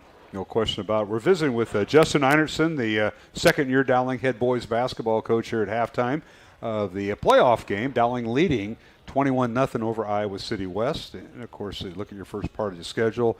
Urbandale, then your former team, Des Moines Lincoln, at Dowling on a Friday night. I think I'll be there for that. I just want to see how many. You got enough Southside blood in you. Yeah, there'll be a lot of that. And then Ankeny Centennial, Valley, Johnson, Waukee, Des Moines Roosevelt on the Saturday, and that's just the first part of December. And then you come back out of Christmas break, taking on Xavier. Is that how it went last year? You played Xavier on a Friday night, and you had Kemper in the championship game, and they were good. They were good, and their fans, all that red and awesome. gold was behind me, and it's like, uh-oh. Thank goodness there's a few priests that came down from Carroll, but that was all right. Yeah, I'm really happy that we're doing that classic. That's been really neat. a couple different levels or 3 different levels represented and teams that are at the top of each one. So it's something that it kind of brings us all together a little bit. We can cheer for each other in March, but it's a challenge. Kemper's bringing a lot back and they shoot the heck out of it. They had a really good post player last year that gave us some problems. So not many easy nights, but this is the kind of group that is ready for the challenge. So again, just so much to be excited about. We're just itching to get to day one on November 17th. Well, you look at personnel and who's coming back. Well, Nate Jenkins came back. He transferred from Johnson, first year at Dowling last year, had a tremendous year. Charlie Crane, who hopefully won't miss too many games with that wrist injury. Noah Martins is back. Maddox Capola, number 22 on the field. He's also pretty good defender out here too, ain't he? Not a bad defender for you. And the rest. So talk about a little bit of the personnel. Obviously, you graduated 7 seniors, so you got others that are vying for spots. Yeah, Noah just committed to Benedictine a few months back, which is a great opportunity for him at the NAI level, at the top of the NAI level. Charlie Crane committed to Navy. They had incredible AAU seasons. So they stick out. Nate Jenkins, much better shooter than he was this time last year, which is great to see. Still probably our best overall penetrator, one of our best defenders. Gio Quiles had a monster year as well, not just offensively, because everybody knows him for his scoring, and he's involved in a lot of the shots when he's on the floor. But perimeter defense was something we really spent a lot of time talking to him about, and he took it very seriously. He had a great year in the weight room, agility. He loves to pick up the other team's best player, so if we're in switching, we don't have any issues with him on the floor. And Alfred Coley as well. We knew, that sophomore to junior year jump is usually the biggest jump. We knew we were going to see one. I don't think we had any idea how high he could go. And we've had injury issues with every single guy in our roster since June 1st, which is interesting because before that we had none, right? And last year that was a blessing. But we battled injuries all year. The nice part about that is we're going to get everybody back when we need them. And now we got to put guys in different slots, and we're very versatile offensively and defensively. So I would expect to see us press quite a bit because we got a lot of guys that deserve to play a lot of minutes, and unfortunately we can only play 5 at a time. So we're going to kind of force our hand by ramping up that defense a little bit and then trying to get out in transition even more. Now in hockey they have line changes. I'm thinking about it. I know you got to be. At Lincoln I did. I thought so. Lincoln, so yeah, Mark Adams at Howard was the Texas Tech head coach a few years back. He was my boss, and he was bullish about first whistle putting your best defenders in or your best offense. Sure. And at Lincoln we had a couple of teams where we subbed every single whistle. That is an option for us. I don't think the players necessarily like it, but if we get into a situation where we need to protect the lead, we have the personnel to do it. Yeah, and that's what you want to do, build depth. And, Alfred, I remember him coming on late last year. He may have to play minutes because Charlie's going to be out, and then he can guard that perimeter, guard the post area. Mm-hmm. So that'll be quite interesting. Yeah, and Charlie and Alfred play extremely well together. We tried it all summer long, and we're very pleasantly surprised by how well they could guard the perimeter if they got switched. Guard on a big. They're both very, very agile. They're both very long. So I would expect to see a lot more 2 big lineups. We ran the dribble drive last year. It was harder for Alfred to get in because we only played 1 big. I would expect a lot of 2 big lineups this year. All right, we're visiting with Justin Anderson, Dowling boys basketball coach here on Iowa Catholic Radio and CISN. We will have Dowling girls and boys basketball Tuesday, Friday throughout the year. I'm trying to get Cataldo talked into going to Carroll and doing a Friday, Saturday up there. That'd be so fun. But I can't make any promises. That's a whole different deal. Coach, I want to ask you about the league. Let's see, Valley, the defending champs. Let's see, Waukee Northwest playing the state tournament. Pretty balanced league, pretty tough league, and all the favorites are going to be around this year. Who's going to be the team in the league that, besides Dowling, that's going to be in the hunt? Yeah, I would say the Waukees are the obvious one. They bring back some of the best players in the entire state, especially the bigs. When you have bigs that are that dominant at both of those schools, that's tough to beat any given night. Ankeny, Urbandale, and Johnston. Johnston because they'll always guard you regardless of who's on the roster. Urbandale brings back their 2 really, really good wings, and Ankeny's got some of the best guards in the league. So I'd say it's a six horse race. I think the Waukee schools would probably scoff at me for saying that, but I think that's the reality. I think if you can take care of business at home and win some of these road games in the league, you're going to be in a really good situation. All right, let our listeners know what should they know about Dowling boys basketball this year. We just know it's going to be a great environment. The Dowling gym got a little bit more cozier when they built that wall in the upper section. I love it. So it's so loud. That's going to be very loud. It's so loud. It's actually going to be a challenge for practices a little bit, but yeah, coming out, this team we're high flying. You know, we get up and down. We defend with a lot of passion. We're going to pick up full court. If you like watching high octane basketball, we're your team. So come on out and support us. You know, you run that pro NBA style offense, and that's all great. But then you say we're going to press on defense. They don't do that in the NBA. So they do now. Well, the Blazers are doing it this year. And with they're the doing 24-second clock. I don't know why nobody else does. It's like who does that? I mean, they don't press. They they rest on defense, and you're not that way. No, we're going to get after it. Coach, appreciate you taking time on a very cold night, playoff night. And it's beautiful out here. It is beautiful. And besides Mattis Capola, who else on the team is playing football? Evan Mitchell has a very bright future in basketball. He really surprised us last year. And, this football stuff, the footwork and everything actually helps with his position. It's going to make him an even better rebounder. He's very agile. So those two guys are going to be really key to our success this year. All right. Well, Coach, we appreciate having you on. Looking forward to the season with you and Coach Meyer, the girls' head basketball coach. A lot of fun. Have a great time, and it makes the winter go fast, and we have a lot of excitement on Tuesday and Fridays. All right, I'll see you at the Dome. You bet. All right, Coach.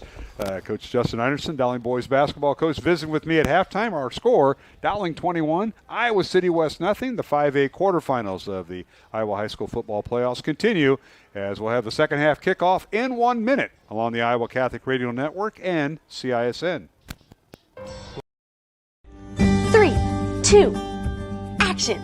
Wilson Toyota and Ames is unlike any other car dealership in Iowa. At Wilson Toyota, we give you a financially rewarding, time-saving, and stress-free car buying experience. Earning your confidence with a value-oriented customer experience is what thousands of customers have come to understand as the Wilson experience. She's getting better at this, making me so proud. Wilson Toyota, home of the Wilson experience.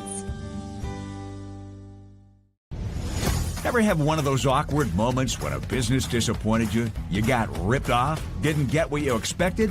The Better Business Bureau can help you avoid these uncomfortable situations. BBB accredited businesses are honest, ethical, and reviewed annually by the BBB. Don't experience another awkward moment with a bad business. Trust the ones that operate with integrity. Look for the BBB seal. It's the sign of a better business. And find a better business anytime at bbb.org.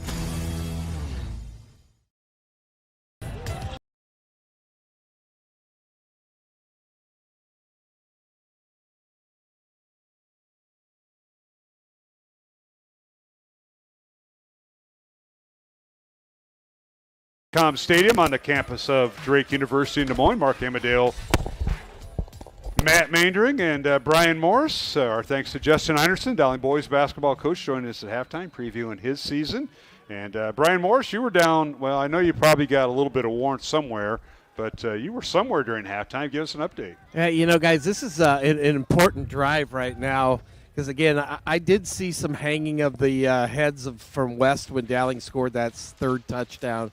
So if Dowling can come out here, guys, punch one in, chew up some clock, you've got guys going both ways. I think Dowling can have a nice road to maybe a victory tonight. But I think they want to come out and really establish and score this first drive. Yeah, good point, Brian, because Dowling will receive the second half kickoff after Maroons deferred to start the game. So West will kick off. And keep an eye out here, guys. West likes to do that little pooch kick.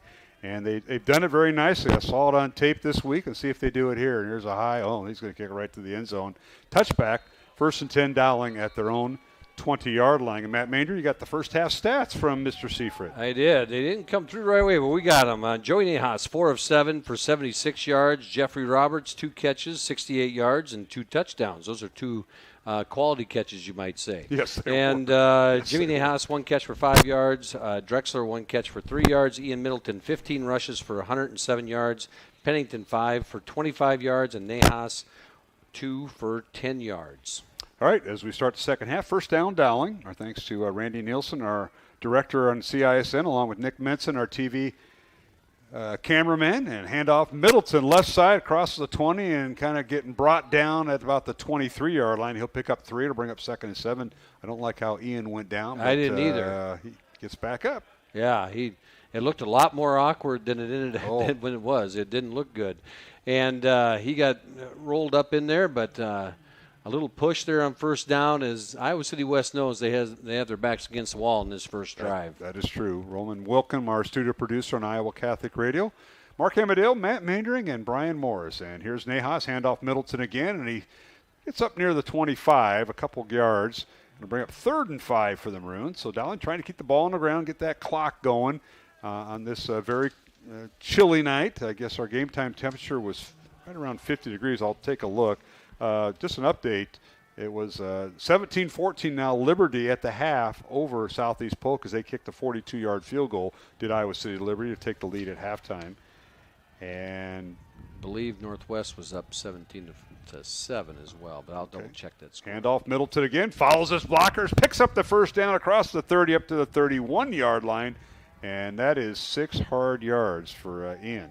That is earning yards right there. And Ian Middleton, what a run and a push. And you see Carter Barrett and Josh Miller and Evan Mitchell and Cade Krause all pushing to that last line, and they know they got to get across the 30 there, and did. And first down, Maroons. All right, Dowling with the first down at their own 31-yard line. 2 receivers, 1 on each side of the formation. Up the gut goes Ian Middleton and gets across the 35. Picks up 4 and bring up 2nd and 6. You saw him explode when he hit the line of scrimmage there. He did. He had that extra burst right behind Cade Krause and flies forward and gets a nice pickup on first down. And we said it in the first half, when you're getting 4 or 5 yards a clip on first down running the football, that makes a happy coach. Maroons going to their big formation, 2 tight ends, receiver on each side of the formation. Up the gut goes Middleton, bounces off a tackle at the 40 and is spun around. And he's near a first down. They may give it to him. It depends on which right foot, left foot. Yeah, there they go.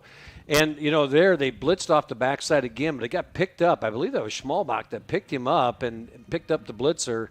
And it was allowed Middleton to pop through there and spin around and get the extra yardage on that first down play. A 2-yard gain. First down, Dowling at their own 42-yard line. Dowling leading 21-0. 9 minutes, 50 seconds remaining, third quarter. And showing blitz was Ethan Headings. And now Dowling does a check with me on a first down play. Receiver on each side of the formation. 2 tight ends. And Nahas out of the shotgun handoff. Middleton right up the gut he goes. He's got the safety to beat, and he picks up another first down into West territory at the Trojan 44. And as a safety, that's not something you want to see, is Ian Middleton full speed coming right at you, and he did not get touched through the middle of that line as they were able to pick up. And, it was mentioned, I think Brian said it at halftime off the air, but you have not heard a lot of Julian Manson. They're able to wall him off, and Ian Middleton right there exploded. Of course, we thank Iowa Wealth Management, our Red Zone sponsor. Dowling has flown through that both times tonight, and they're headed there now. Handoff Middleton, stops and starts and crosses the 35 down inside to the 34-yard line. Pick up a 10, or rather 9 yards, and they're going to spot him down near a first down. And right now, when you're getting that kind of yardage up the middle, it's hard as a coach not to say, let's just do it again. Dial it up again. Dial it up again. And there they got him to jump off sides. No. And it'll bring up 2nd and 1 on that 9-yard run by Middleton. Line of scrimmage is the West 34. 8.5 minutes to go, third quarter. Here's Nahas with Middleton in the backfield. Handoff left side. Middleton stood up at the point of attack, and he's brought down. No gain on the play. Just going to be a hair short, I think, of a first down. And, again, Dowling is just going to sit there. And that time they tried to run a little bit to the left edge, and you saw a bunch of guys pulling as they flew out to the side. But good penetration by the Trojans there to stop Ian Middleton. 3rd and 1, Dowling on the 34 of West, as West showing blitz. Manson and Headings showing blitz. Nahas out of the shotgun. And they will give it to Middleton. Right up the gut he goes. He's got the first down inside the 25 down to the 24. Tremendous play. And I'll tell you what, whatever the offensive line is doing, they're doing it right for Dowling, because they had that run blitz sealed off, Matt. Yeah, they did. And Henry Elser, the safety, is sitting there looking at Ian Middleton as he's coming right at him. He's the last man standing between him and the end zone.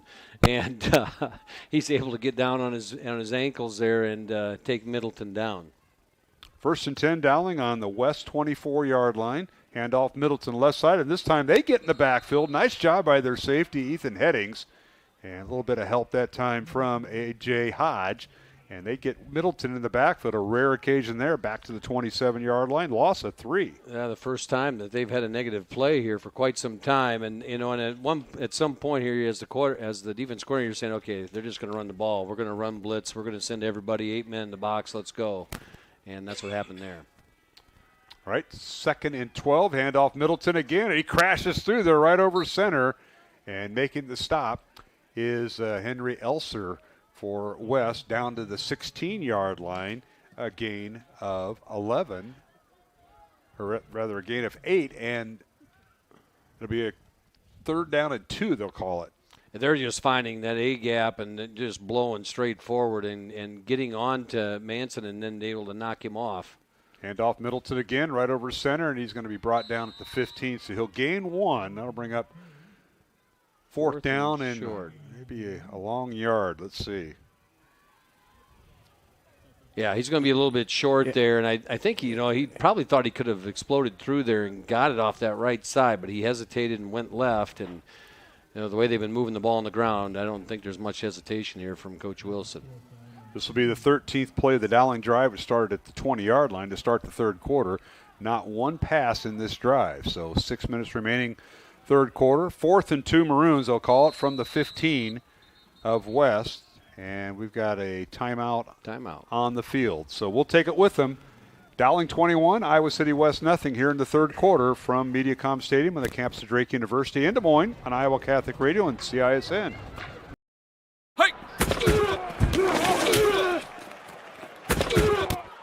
Touchdown fairway.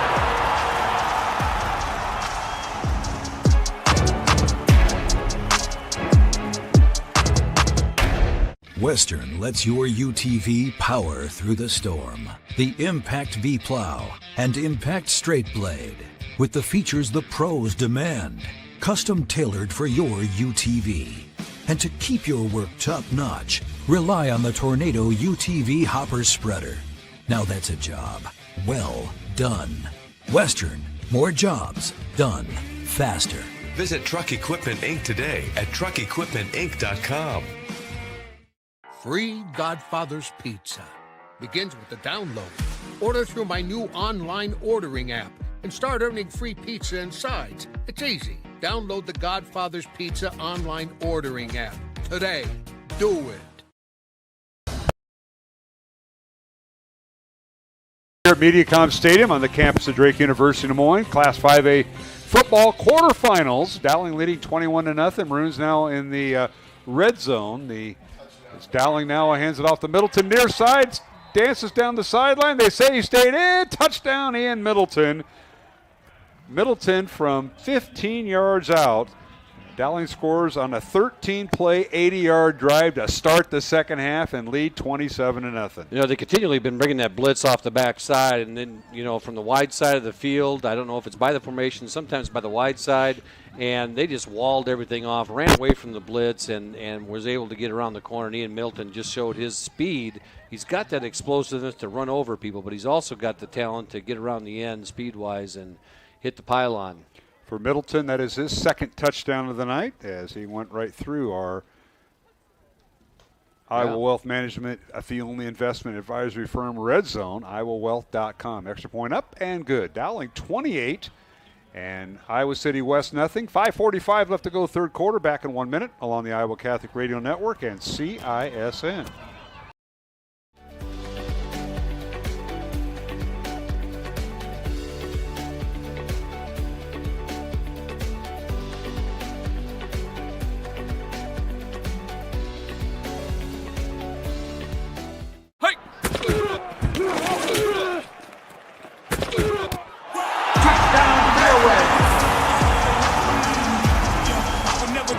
I know I make it look easy. Hey, this ain't for the faint of heart, we always playing rough. Joe here with Westside Auto Pros. I know that sometimes your car can be inconsiderate and need work when you're short on cash. So here's what I'll do. When you get your car fixed at Westside Auto Pros, I'll loan you the money to pay for it. Whatever you want done, repairs, services, tires, you name it. Get your car back on the road and you won't even pay any interest for 90 days. My wife thinks I'm nuts. No interest, Joe? Are you nuts? Get your car fixed now and pay later only at Westside Auto Pros. You don't suppose she's right?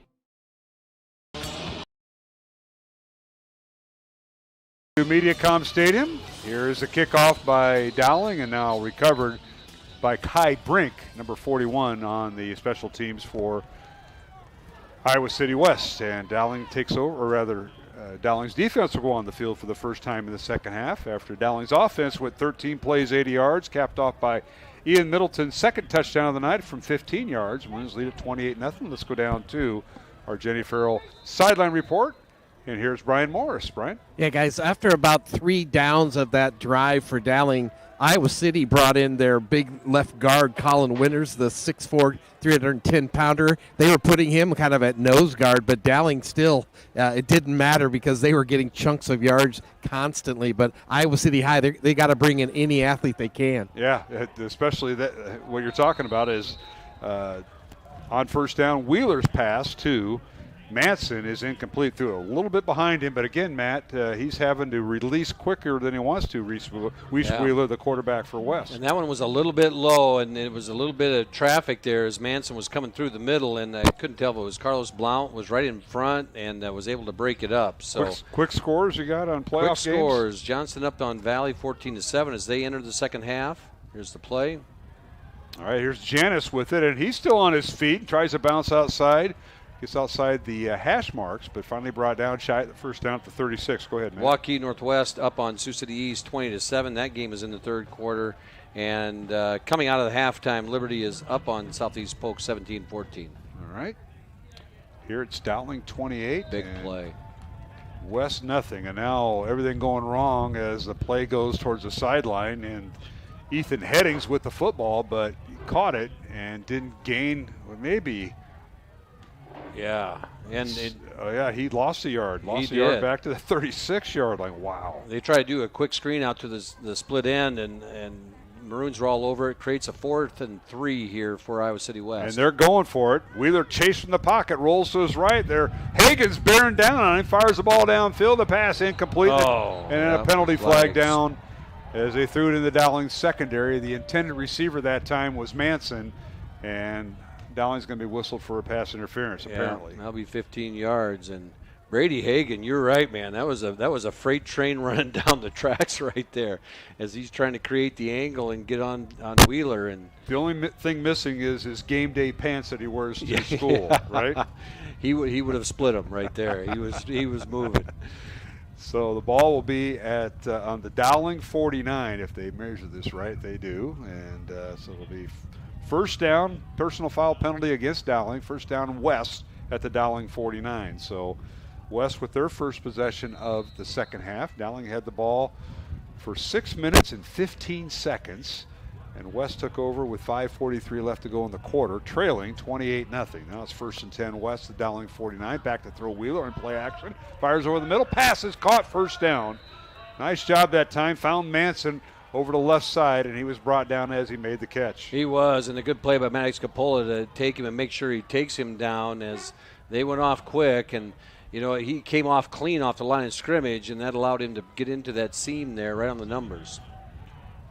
So a 12-yard gain, first down West. Back to throw is Wheeler. Has time, now fires it out. Pass is caught. Once again, Manson.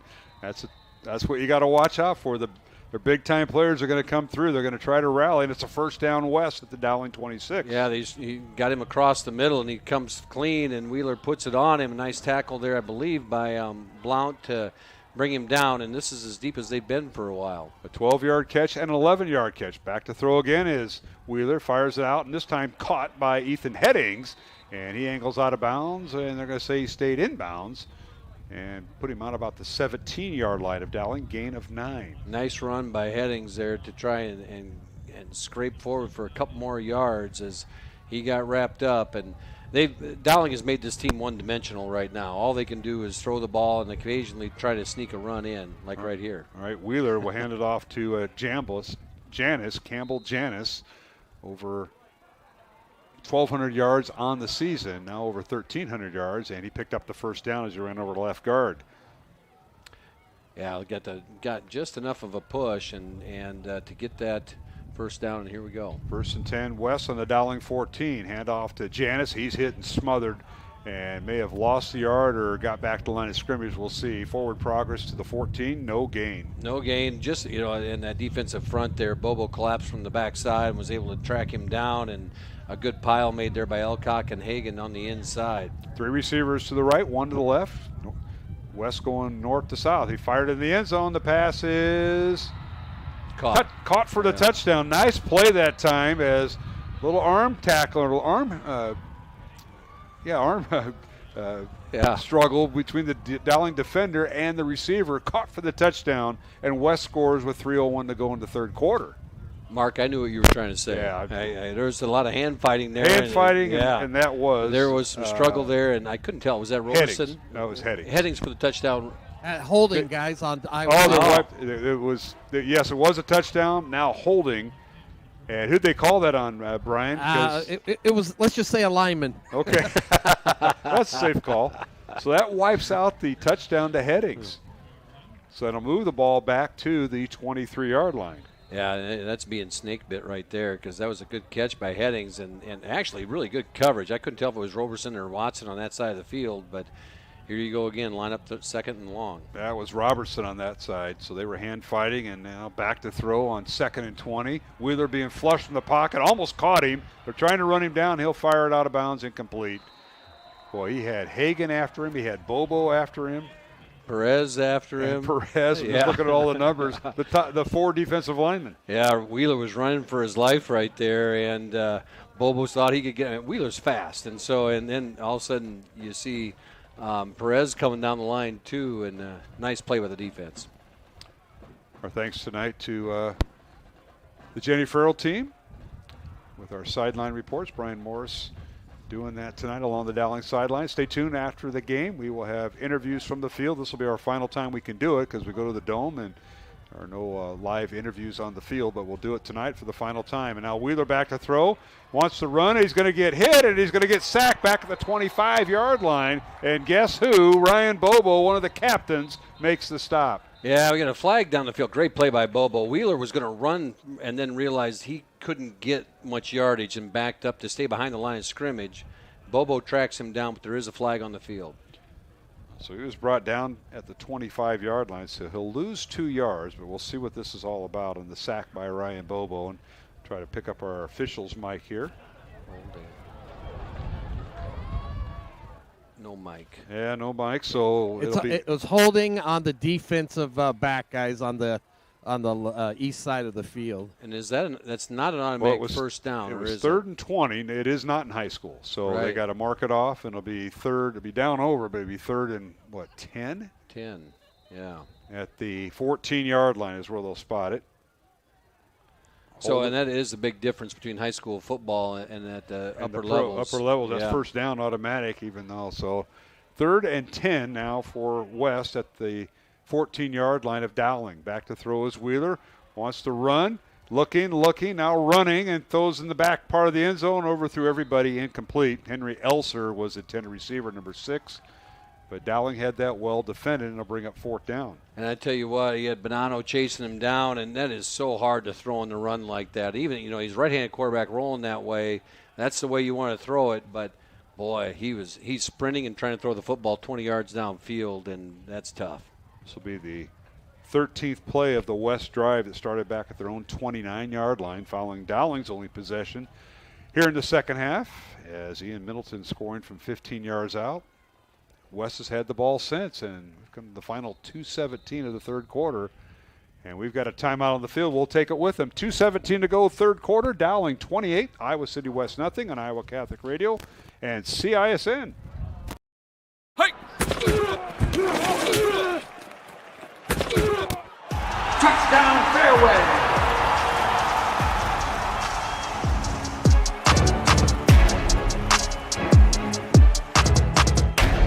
Western lets your UTV power through the storm. The Impact V Plow and Impact Straight Blade, with the features the pros demand, custom tailored for your UTV. And to keep your work top-notch, rely on the Tornado UTV Hopper Spreader. Now that's a job well done. Western, more jobs done faster. Visit Truck Equipment Inc. today at truckequipmentinc.com. Free Godfather's Pizza begins with the download. Order through my new online ordering app and start earning free pizza and sides. It's easy. Download the Godfather's Pizza online ordering app today. Do it. All right, back here at MediaCom Stadium, 4th and 10. West at the Dowling 14. Back to throw is Wheeler, scrambling around, still scrambling, and still has the football. Looking. Everybody covered downfield, throws it up, and the pass is tipped. Intercepted out of the end zone. Maddox Capola fumbles the football at the 5, but they're going to say Dowling has it at the 6-yard line, I believe. Yes, they do. So what a flurry. Ball got tipped. And Capola slow getting up. Might have took that's not Capola. Oh, it is not. That is Joel Sanko. Yeah. But Dowling football. Brian Morris, we go down to you. What a flurry. Heads up by Wheeler, the Iowa City West quarterback. Kept it alive, and then it became like a Hail Mary type play where he just tossed it up in the end zone where there's a bunch of players, both for him and against him. Yeah, it was a Hail Mary, guys, and thank goodness that fumble landed back on Dowling's because that would have been a tough one. But Wheeler, again, he's the first quarterback probably since the Valley game that has been very can scramble very well. So Dowling's doing a pretty good job. They're still losing a little bit of outside containment. 2 minutes remaining, third quarter. Dowling will start on their own 6-yard line, and I believe Middleton is back in there as Nahas gives the handoff to Ian, and he gets up to about the 8-yard line, pick up a 2 as Dowling back against their own end zone. That is Smid this time, right? Let me check here a second as I go back. You are correct, it's 24. Smid. Well, they had Ian Middleton. I thought they might give him a break because they had him in on that last defensive play, and he was actually the one chasing Wheeler down. And it was between him and Bobo chasing him down, and he throws it up to the back of the end zone. So I thought they might give Ian a break. All right, Jeffrey Roberts, receiver to the left of the formation, at the bottom of your screen on CISN. One receiver to the right, 2 tight ends, handoff. Schmidt bounces outside and angling up near the 9-yard line, maybe a gain of 1. Nope, no gain on the play. It'll bring up 3rd and 8. Yeah, there's a lot of gold hats there at the point of attack on that play, and not much room for Smid to get around the corner. Makes the 3rd and 9. As they tried to go to the wide side of the field there and run up the numbers, or out to the hash, and nothing there for Smid. So Maroons are going to take as much time off the clock as possible. They're going to force Iowa City West maybe to stop the clock, take a timeout to punt into the wind. Great point. Coming out of that north-northwest. So it's 3rd and 9 Dowling. Back to throw Nahas. Angles it out, fires it out for Roberts. He underthrew him incomplete. Well defended that time by Neil James, number 5 for Iowa City West. And that'll bring up 4th down and stop the clock with 33 seconds. Yeah, that's the hazard right there. Now you got to punt into the wind. But they thought they had Robertson one-on-one coverage, and that time the coverage was really good on the Iowa City West play. Would you say it was number 5, Neil James? Yes. And he had good coverage on him. The ball a little underthrown, but big wind you're throwing. You into. can hear that wind coming through our mics, or maybe that's Brian's mic. I'm not sure. He said he's hiding from the wind, but we'll see. Here's Schmidt punting out of his own end zone. It's a short, low kick against the wind, bounces at the Dowling 35, and it'll be down at the 36-yard line. So West comes out pretty well on this this punt, and it'll be West football as Dowling leads it 28-0 with 23 seconds remaining here in the third quarter. Let's go down to our Jenny Farrell team sideline report. To learn more, call Jenny at jenniferfarrell.remax.com. Brian, take it away. Yeah, guys, after that defensive stand, when the defense came out, there was probably 4 or 5 of the defenders kind of getting their calves massaged a little bit because, again, when it's cold, you don't drink as much, but they were out there a long time, and we've got actually 0 down here. Jordan Watson right now getting his calf worked on. Yeah, that's the thing. You can get dehydrated even on a cold night. Here's a little swing pass out of the backfield to Campbell Janis, and he dropped the football. Pass is incomplete. Dowling had that well defended. The Maroon linebacker and captain Jackson Miller was on defense there. Patrick Sullivan's in the game now for the Maroons. The 5'11 senior is out there in place of Watson, who's on the sideline trying to get that calf stretched out. All right, 2nd down 10 for West. Reese Wheeler, that quarterback, fires towards the end zone. The pass knocked away, incomplete. Robertson did a nice job breaking it up for Dowling Catholic. Jeremiah Robertson, the junior cornerback. Yeah, he did a good job, and he was out there and like the ball was thrown to him. He's in coverage, and he's the only one back there. Yeah, he didn't have any help. No, Safety he didn't have any was help. on the other side. Yeah. So he did a nice job being out in that island with a pretty good receiver for West. Dowling 28, Iowa City West nothing. 11 seconds remaining, third quarter. West now with a 3rd and 10 at the Dowling 36. See if they can take advantage of the field position they were given after forcing Dowling to punt in their own end zone into the wind. They fire the ball out, and the pass incomplete, and bring up 4th down. Again, they did that timing pattern. He had the wind at his back, but he couldn't hook up with his intended receiver, and that was Ethan Headings. And I think that's what, Iowa City West is trying to get as many plays in with the wind as they can right here. And now you're on a 4th and 10, and you're right. He threw that ball a little underthrew him, and just the timing is just off as they try to press here. Well, West went for it deep in their own territory, 4th down and 3 at their own 30-yard line, so they're going to go for it here. And everywhere's 4-down territory when you're down 28-0 in the quarterfinals of the high school playoffs here in Class 5A. Here's Wheeler back to throw out of the shotgun. Pressure on, and now he's trying to dodge defenders. They had him by his shirt tail. Now he continues to run. He's got some running room inside the 30. Angles out of bounds at the 25, and he will be shy of the 1st down, I believe. Depends where he stepped out of bounds. Did he get the yardage? He's a yard shy. Oh, they're going to say he's short. Yep. And he did run out of bounds a step early. So Dowling will take over on downs as Wheeler scrambled for his life, and the Maroon defense holds once again, Brian Moores, as we go down to our Jenny Farrell team Remax Concept sideline report. How about that? Yeah, the Dowling defense did a nice job of holding. Again, Wheeler has done a nice job of scrambling. He's been running for his life, but he did get outside that containment. So this will be something good for the Maroons kind of have on film. Again, we haven't seen this since the Valley game, a quarterback that can maybe run a little bit. But, again, this Dowling defense, again, pitching another shutout, 3 quarters against the highest scoring team in the 5A. All right, we'll take a break. We've come to the end of the third quarter with the score. Dowling 28, Iowa City West nothing on Iowa Catholic Radio and CISN. This is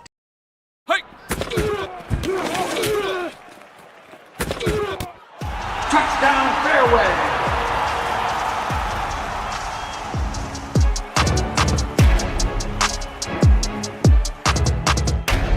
Western lets your UTV power through the storm. The Impact V Plow and Impact Straight Blade, with the features the pros demand, custom tailored for your UTV.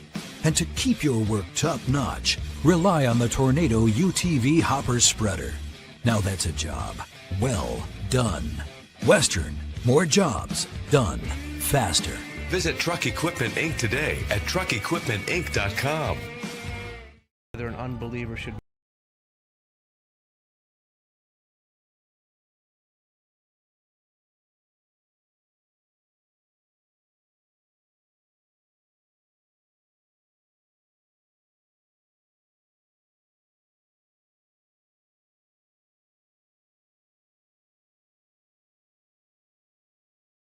of the fourth quarter, Dowling with a first down at their own 27-yard line. They fake the handoff when you think Dowling's going to try to start killing the clock. They fake it to Middleton and fired it out. Roberts with the catch, and Matt, he picked up the first down at the Dowling 45. Yeah, he puts a little move on, and he's got such quick first step, and he was able to fly by the guy and gets a quick first down.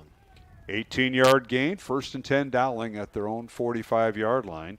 Maroons will put a man in motion, and that is Hoffbauer, and now the handoff to Middleton, and he's pushed out of bounds right at the line of scrimmage, so no gain in the play. Good pursuit that time by the West defense. Yeah, they were out there rallied to the football, and they were able to string Ian Middleton out and get him out of bounds. And you know, I don't think we're going to see Sam Drexler the rest of this football game, as he's on the sideline and just I mean, he's not hurt. He's just they're going to rest him right at this point. And Jeffrey Roberts came off after that play too, and he might get rested for a while. Yeah, I know Sam Drexler was recovering from that ankle injury he suffered in Week 9 against Marshalltown. Didn't play last week against West Waterloo, and now has been kind of doing the physical therapy with it. And now Nahas will just fall on the football. I think he missed a handoff to Middleton, kept it, but he'll lose yardage back around the 40-yard line, make it the 39.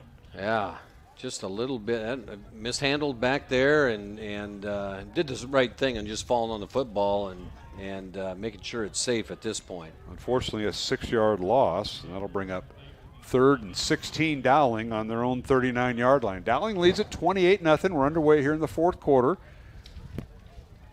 Runs with a pair of touchdowns from Joey Nahas to Jeffrey Roberts of 24 and 44 yards. And now handoff Middleton in, waiting for his blockers, gets across the 45, across midfield in the secondary. He may go inside the 30, foot race inside the 20, inside the 10, angling for the pylon. Touchdown, Ian Middleton. How about that? Wow. Yeah. He got loose. And he kept going 61 yards unofficially for Middleton. And, I think it's one of those things where Iowa City West kind of relaxed going, it's 3rd and 14, and Dowling's just going to hand the football off, but no one told Ian Middleton to relax or that offensive line. And all of a sudden he hits the secondary and he's gone. Brian, that was amazing. I don't know where you got to watch that, but Ian broke a tackle, then it was a foot race in the secondary. Yeah, once Ian got past him, and again, he has such a tough stiff arm, too, that even if you get close to him, you're not going to get him. So I know who I'm talking to tonight. I got to figure that. Extra point is up and good, and we have the running clock. Believe it or not, 10:30 left to go, fourth quarter. Dowling 35, and Iowa City West nothing. Back in 1 minute along the Iowa Catholic Radio Network and CISN. As the seasons change, so should the colors in your garden and around your home. Nothing says fall like a splash of beautiful colors from the Fall Mums from Good Greenhouses. No one has a larger selection of gorgeous mums or better pricing, with sizes from small pots to large containers that are sure to make the neighbors jealous. For over 118 years, the Good family have grown and sold the best mums in Iowa in a rainbow of stunning fall colors. Come see for yourself, just north of Interstate 80 and only 8 minutes south of Ankeny. Iowans are working hard, but high prices make it even harder to keep food on the table. Record numbers need help. Your neighbors, your friends, your community. Stopping hunger starts here. Thank you for tuning into today's broadcast. Don't forget to like and subscribe to the channel so you don't miss any of our live events. You can also follow us on X, Facebook, and Instagram in the description below for more coverage of Central Iowa high school sports and the Des Moines Menace. Now, back to the game. All right, we're back here at MediaCom Stadium, and here's the kickoff by Dowling. A kick to one of the upbacks and being returned by Henry Elser, and he takes it across the 40, and that's where West will start 1st and 10. But how about this last drive for Dowling as we go down to our Jenny Farrell team? Sideline reporter Brian Morris. Ian Middleton, a 61-yard touchdown run, capping off a 4-play, 73-yard drive, Brian. Yeah, Dowling's been doing a good job tonight of polling. They poll 2 of the linemen, so they just have the numbers on those sides, and that's what they've got a lot of yards on tonight. But you're going to see a lot of new defenders in there. It looks like Bo's out right now. They're taking out a few of the starters, guys. Yeah, we'll have to get the roster out now and continue that. Here is Wheeler. He'll keep the football, trying to get outside, avoids a tackle as initially hitting him was Jimmy Howard, but he went around him and finally knocked out of bounds there, Matt. He did, and in a little bit of a fake up the middle to Janis, and then he squirts out to the side, and it doesn't matter which players are in there defensively, they're just having a tough time running the football. And right now you got Perez in on that defensive line. Here we go, quick pass. And it's incomplete. The intended receiver that time was Headings, but Jimmy Howard forced him out after a 1-yard gain, brought up 2nd and 9. Now 3rd and 9 is that pass incomplete, Matt. Yeah, and you see the air is out of the tire here for Iowa City West right now. Sam Spracklin in on the defensive line. We've got Jack McLaughlin and Miles Elcock back in there, and Perez. All right, here is a handoff, and that is Janis again, and Campbell Janis hit and dropped back at the 43-yard line. I'm sitting here looking at the roster. I didn't see the hit, but the coaches were excited. They saw it. Perez, I believe. Well, Perez took out the lead blocker pretty well, guys. That got a lot of people excited up here in press room, Brian. Yeah. All right, now it's 4th and 7 from the west 43-yard line. 8:20 on the continuous clock, the running clock. Back to throw is Wheeler, looking right, throws right. The pass is caught, and enough for a first down, I believe, at the 30 or 42-yard line. They'll call it 43, actually, of Dowling. I can't quite get a number right there on who that was. It was good coverage out there. I don't know if that's Patrick Sullivan out there on that side again, but he had pretty good coverage. Almost broke it up, but a nice catch out there on the edge for Iowa City West. Now West back to throw. Wheeler now wants to run, and now he's going to be hit and dropped. No gain. Penalty flags down. Yeah, I think Sprackling got tackled. And you can't do that. No. unless you're the ball carrier. Yeah. Last I heard. Yeah. I think we're going to see a holding. And officials are working it out. Let's go down to our Jenny Farrell sideline report. We didn't get the Iowa Wealth Management mention because Middleton's touchdown, Brian, went 61 yards. So we want to thank Iowa Wealth Management, a fee-only investment advisory firm helping clients grow and protect their wealth. Learn more at iowawealth.com. Our thanks to the Glazer family. They've been supporting us all year long with that. Brian Morris, take it away. Yeah, guys, Dowling came out tonight. This is another game where we've talked about all year long, this defense just plays good team defense. And I keep harping on the fact this team has scored 43 points a game through the season, and Dowling has held them to 0. All right, Wheeler will scramble out of bounds just shy of midfield, so he'll gain about 2. I'll bring up second down and maybe 16 for West after the penalty. Right now it's a fire drill for the Maroons as you see players running in and out. Sam Larico comes in to play linebacker, and I think we got Miles Elcock still in there, but then they brought in Cale Abramson in for Perez, and so here we go, second and long. 2nd and 20, they'll call it, back at the 47 of West, and they give it to the tailback, and that's Janis. Spins through a tackle, and it's across midfield down to the Dowling 43-yard line or so. Let's see where they spotted down, 41-yard line. Gabe Lawson on the bottom of the pile there and able to get Janis down, but not before. Well, he didn't get the first down, so it's 3rd and long here yet, so it's 3rd and 8. A gain of 12. Handoff Janis again. This time he crashed inside the 40 and thrown down right at the 35. It'll be a 2-yard shy of the first down. 4th and 2 coming up. That was Donato Fontana, I believe. Yeah, I got a row to sit behind. I think that's right. 31. 4th and 2 now, and they're going to give it to the tailback Janis. He's hit and driven back. Liam Towie with the sack in the backfield. Tackle for loss. Liam Towie came through and got him back there and was able to get the tackle and gets the stop on 4th down. And as the clock continues to run here, it pretty much salts this one away as the Maroons now will bring their second offense in to run this one out. Game clock continues to run. Dowling leading 35-0. Continuous clock here in the 4th quarter. Number 1 Dowling, number 9 seed Iowa City West. The Dowling offense coming in. Let's go down to Brian Morris for our Jenny Farrell team sideline report. Yeah, guys, we're going to have, it looks like Henry Schmidt in there at the running back position, and number 13, Ethan LaCava in. Yeah, lots of new jerseys. The roster is now in play, as we say. Roster is in play. A receiver now. Bo Williams comes in, number 88 at receiver. LaCava, as Brian mentioned, the quarterback, and he hands it off to Schmidt, and he's hit and dropped at the point of attack, back to the 37-yard line.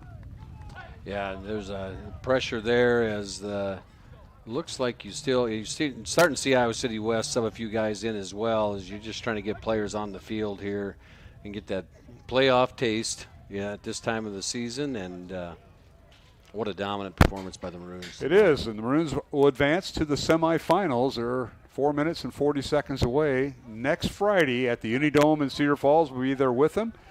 And they'll decide maybe later tonight, early tomorrow, what time? 4 o'clock for the first semifinal or 7 o'clock for the second semifinal. Back to throws. LaCava over the middle. He finds his receiver, but he overthrew him a little bit, incomplete. And was that Bo Williams? Owen or McConville. McConville, incomplete. Owen McConville, the holder, was able to just get by, just ran through the secondary, and LaCava laid it out there just a little too far.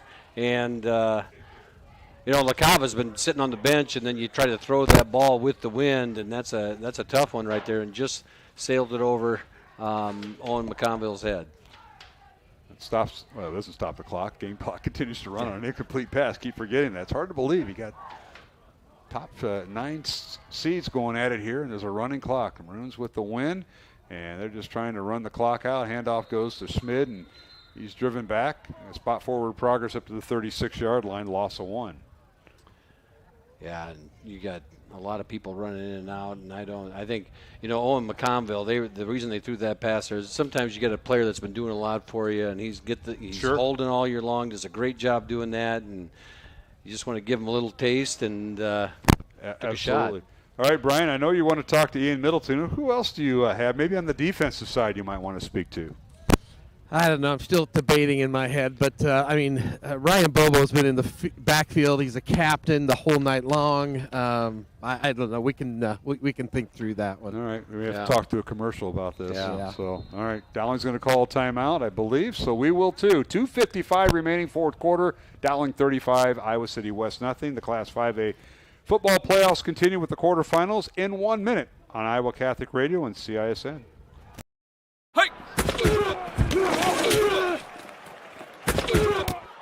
Touchdown fairway.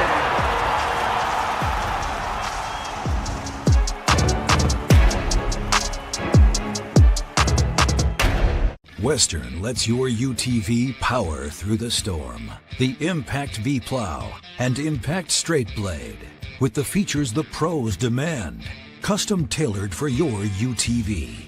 And to keep your work top-notch, rely on the Tornado UTV Hopper Spreader. Now that's a job well done. Western, more jobs done faster. Visit Truck Equipment Inc. today at truckequipmentinc.com. Your mobile app.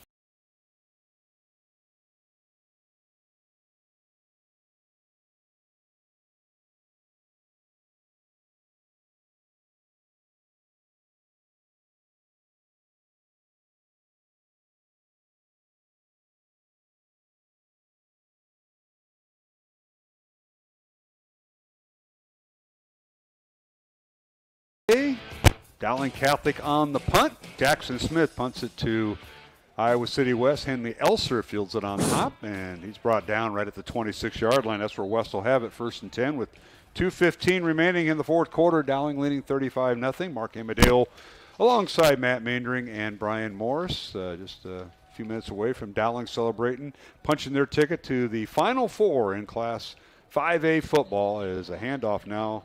West starting on their own 26-yard line. Just probably a few more plays left as they get the handoff there. But Matt Maindring, a lot to give credit to. We got some players that have just got in the lineup for Dowling. I know number 17, Gabe Lawson's back there at free safety.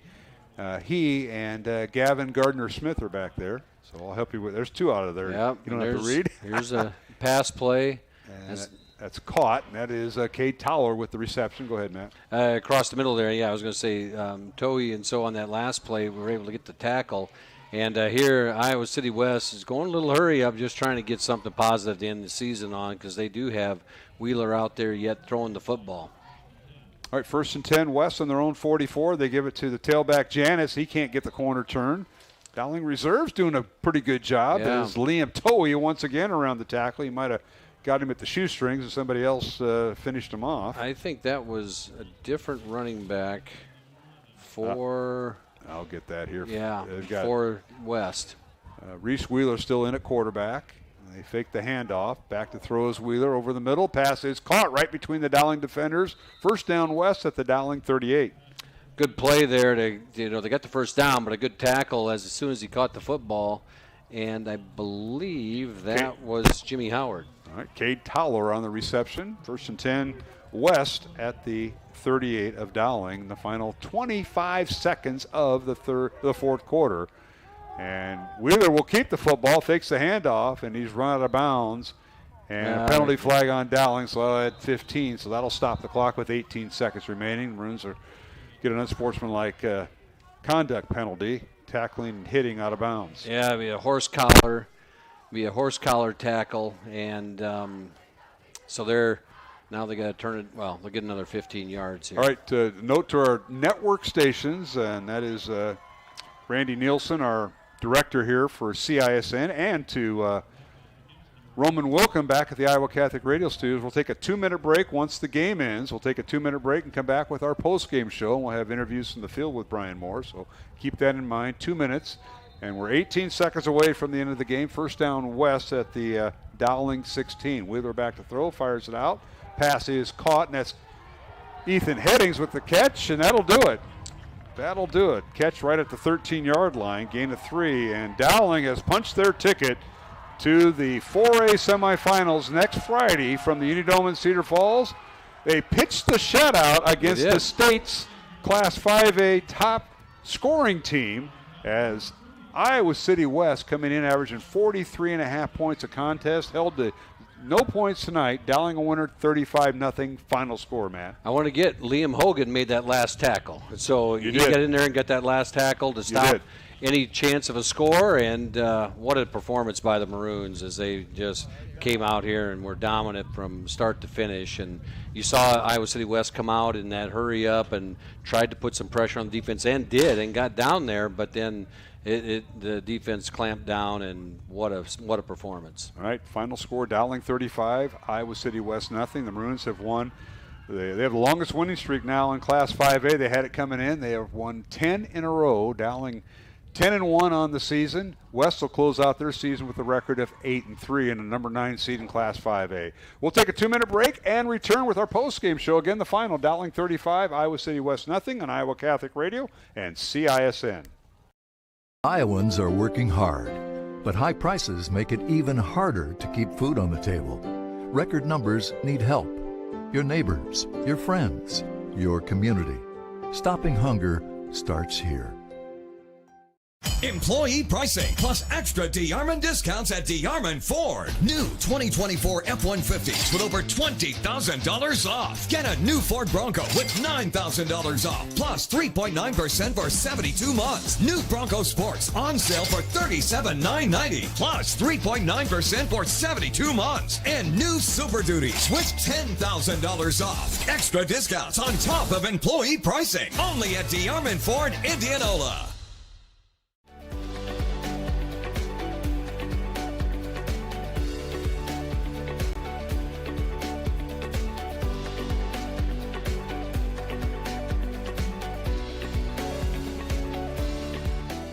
Western lets your UTV power through the storm. The Impact V Plow and Impact Straight Blade, with the features the pros demand, custom tailored for your UTV.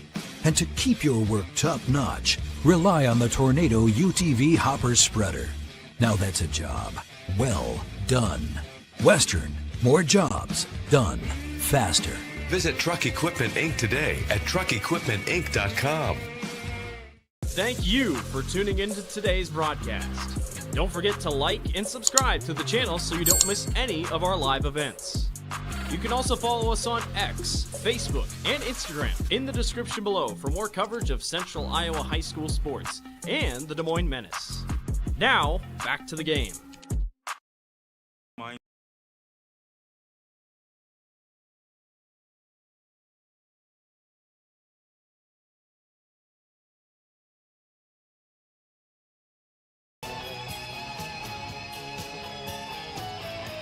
To Des Moines. All right, Roman Wilkham on the playing the Journey songs. They're coming to Des Moines. Yeah, next, coming to Des Moines. This spring. Looking forward to that. Final score in this final in this Class 5A quarterfinal playoff game. Dowling 35, Iowa City West 0. Alongside Matt Mandring, Mark Amadale, and we welcome our CISN viewers as Brian Morris on the Dowling sideline will go to our post-game show here in a moment. Go ahead, Matt. You got some scores you want. Yeah, the latest scores. Most of these games, I think, are in the third quarter. You got to be closing in on the fourth quarter. Johnson and Valley are still tied at 14. The Northwest, Waukee Northwest, Sioux City East game is getting interesting. Now it's 33-28. Northwest up on Sioux City as they make a late push. Oh, my. And Southeast Polk is still up on Liberty here in the third quarter, 21-17. All right, and here in this contest, Jeffrey Roberts, a pair of touchdown receptions from quarterback Joey Nahas, who threw 2 touchdowns, 24 yards and 44 yards to Roberts. Ian Middleton, 3 touchdowns on the night, 13, 15, and 61 yards.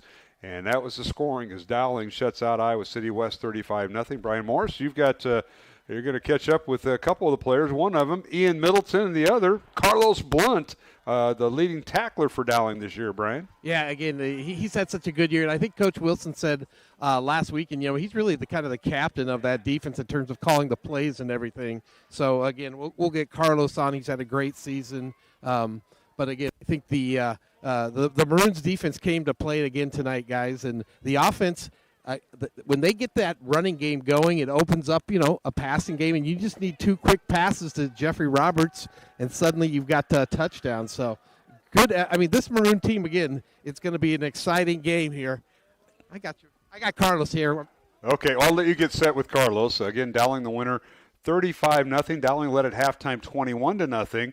And then Ian Middleton, a pair of touchdowns in the second half of 15 and 61 yards for the win. Let's go back down the field to Brian Morris with our Jenny Farrell sideline report, and he has the Dowling junior linebacker, Carlos Blunt. So, Carlos, talk about tonight. You came into this game, Iowa City West is the leading scoring team in 5A. You guys threw a shutout. What was the defense's attitude coming into this week?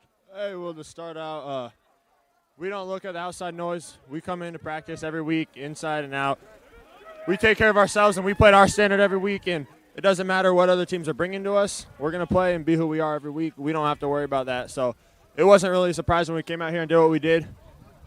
And Iowa City West came out kind of in quick tempo to start the game. But again, you guys got your footing, and then you had a big interception there by Roberson on that second drive.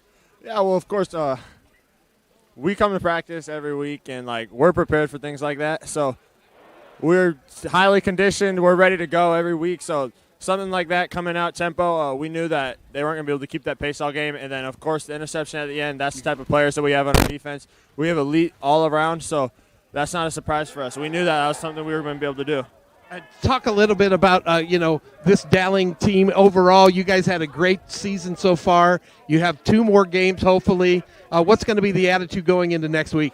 Oh, we know this isn't the end of our season, and this is good right now, but this isn't where we want to be. We want to keep rising and keep doing better, so we know we have a lot more work to do, and this is something we've been planning since the winter workouts, summer workouts, spring workouts. Everything's came up to this moment, so we have a lot more work to do, and that's what we're focused on right now. All right, Mark, Matt? Sure, and Carlos, congratulations on the win. I know the challenge this week, the number 1 offensive team in the state, that was your challenge, to shut them down. Well, you shut them out tonight. You got to be proud of that with that defensive group. Yes, sir, of course. I appreciate it. Yes, sir. That's got to be pretty happy. I know since you moved into the Dowling district last summer, you brought a lot of experience from up there in Ankeny, and talk about blending in with this Dowling group. You might have known some of them, but how did that all work this summer with you getting to know the team? I have a great group of guys around me, so it was a really good experience, and it was really easy to transition from Centennial here at Dowling. We put so much time in and so much work together, so it wasn't hard at all to get used to playing with these guys.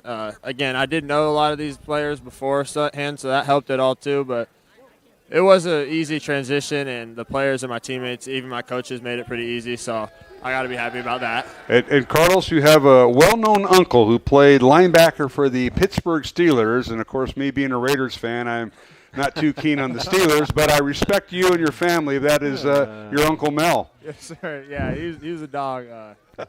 Yeah. Yeah, I might have cheered against him a couple times. Yeah, I'll be honest I think with we you, all Carlos, did. But what a player. Yeah, Carlos, talk about the team and how it's come together. This is Mr. Maynard. How this team as a group, and they kind of look to you as that captain of the defense, and what responsibility does that put on you as a player? Oh, again, I said this earlier, we spend so much time together where it's really like we have so much stuff that we're doing and so much stuff we're trying to perfect each and every week. So it's really like exciting. Just the time we spend together helps us grow, and we're such a close defense. So it takes a lot of time and a lot of work, but it comes really simple for most of us. We have our ups and downs, but the hard work really pays off in the end, so that's what helps us in the end. How about the young man standing right next to you, Carlos? Leo Pagano out for the year with that terrible knee injury. How have you rallied around him and helping him, be part of this team, even though he's not physically on the field? I'll be honest, it was really more of him rallying around me and our defense. Even though he's been out, he's been such a huge help for us. He doesn't show up with a bad attitude ever. He's always here, ready to help. He helped our other linebacker, Jackson Miller, get into the offense get into the defense, and he's been great. His attitude, again, perfect every week, and it was really hard losing a player, a teammate, also a friend, but we worked through it. Adversity is something we're used to, and it was tough, but he's been handling it like a champ, and it's been hard on all of us, but we've adapted, and he's been great. All right, well, thank you, Carlos, for being part of the postgame show. Congratulations on the win, and we'll see you in the Dome next Friday. Yeah, congratulations, Carlos. Thank you. All right, Carlos Blunt, the Dowling linebacker, with Brian Morris in the postgame show. Dowling a winner tonight, 35-0. Dowling advances to the semifinals next Friday. And, Brian, did you lose Ian? Or no, the other part of the media got him. Oh, that's what okay. Well, we'll get Coach here first. That's fine. I want to give you an update. 24-21, Liberty leading Southeast Polk with 2 minutes and 50 seconds remaining. So Iowa City Liberty is retaking the lead after Polk had the lead earlier. So that's back and forth in Iowa City. Back down to you, Brian, with head coach Tom Wilson of Dowling. Coach, coming into this game, again, the highest-rated scoring team in 4A, and this defense held them to no points. You got to be excited, and this team just rallies around each other constantly week after week. Really phenomenal effort, I thought, by our kids defensively.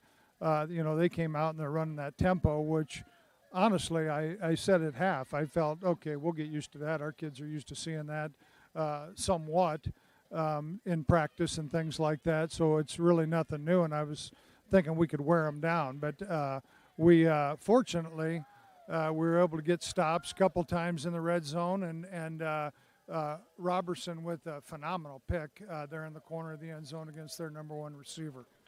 Offensively, again, you guys get that Ian Middleton running game going. It opens up the passing game. They put one-on-one coverage with Jeffrey Roberts. You guys exploited it. But again, Ian Middleton,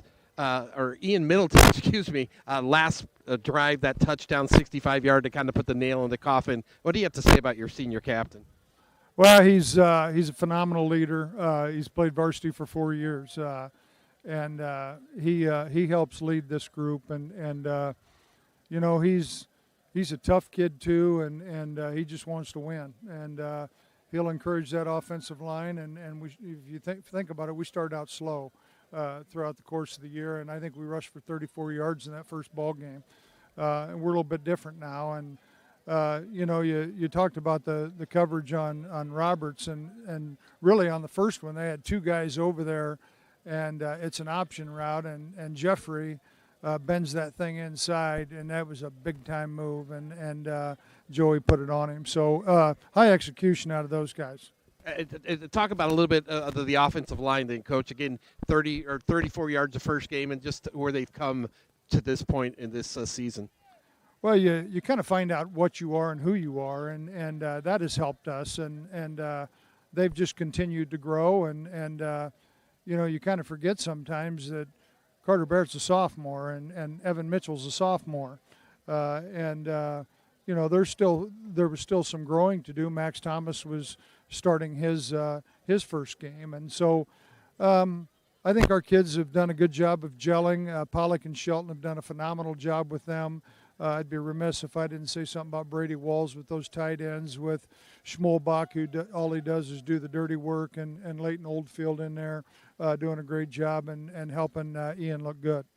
Up to you guys. Hey, Coach, one of the things everybody talked about coming into the game was Julian Manson on defense, and you know what? We didn't say his name very much, and and you ran right at him and up the middle. And talk about that a little bit.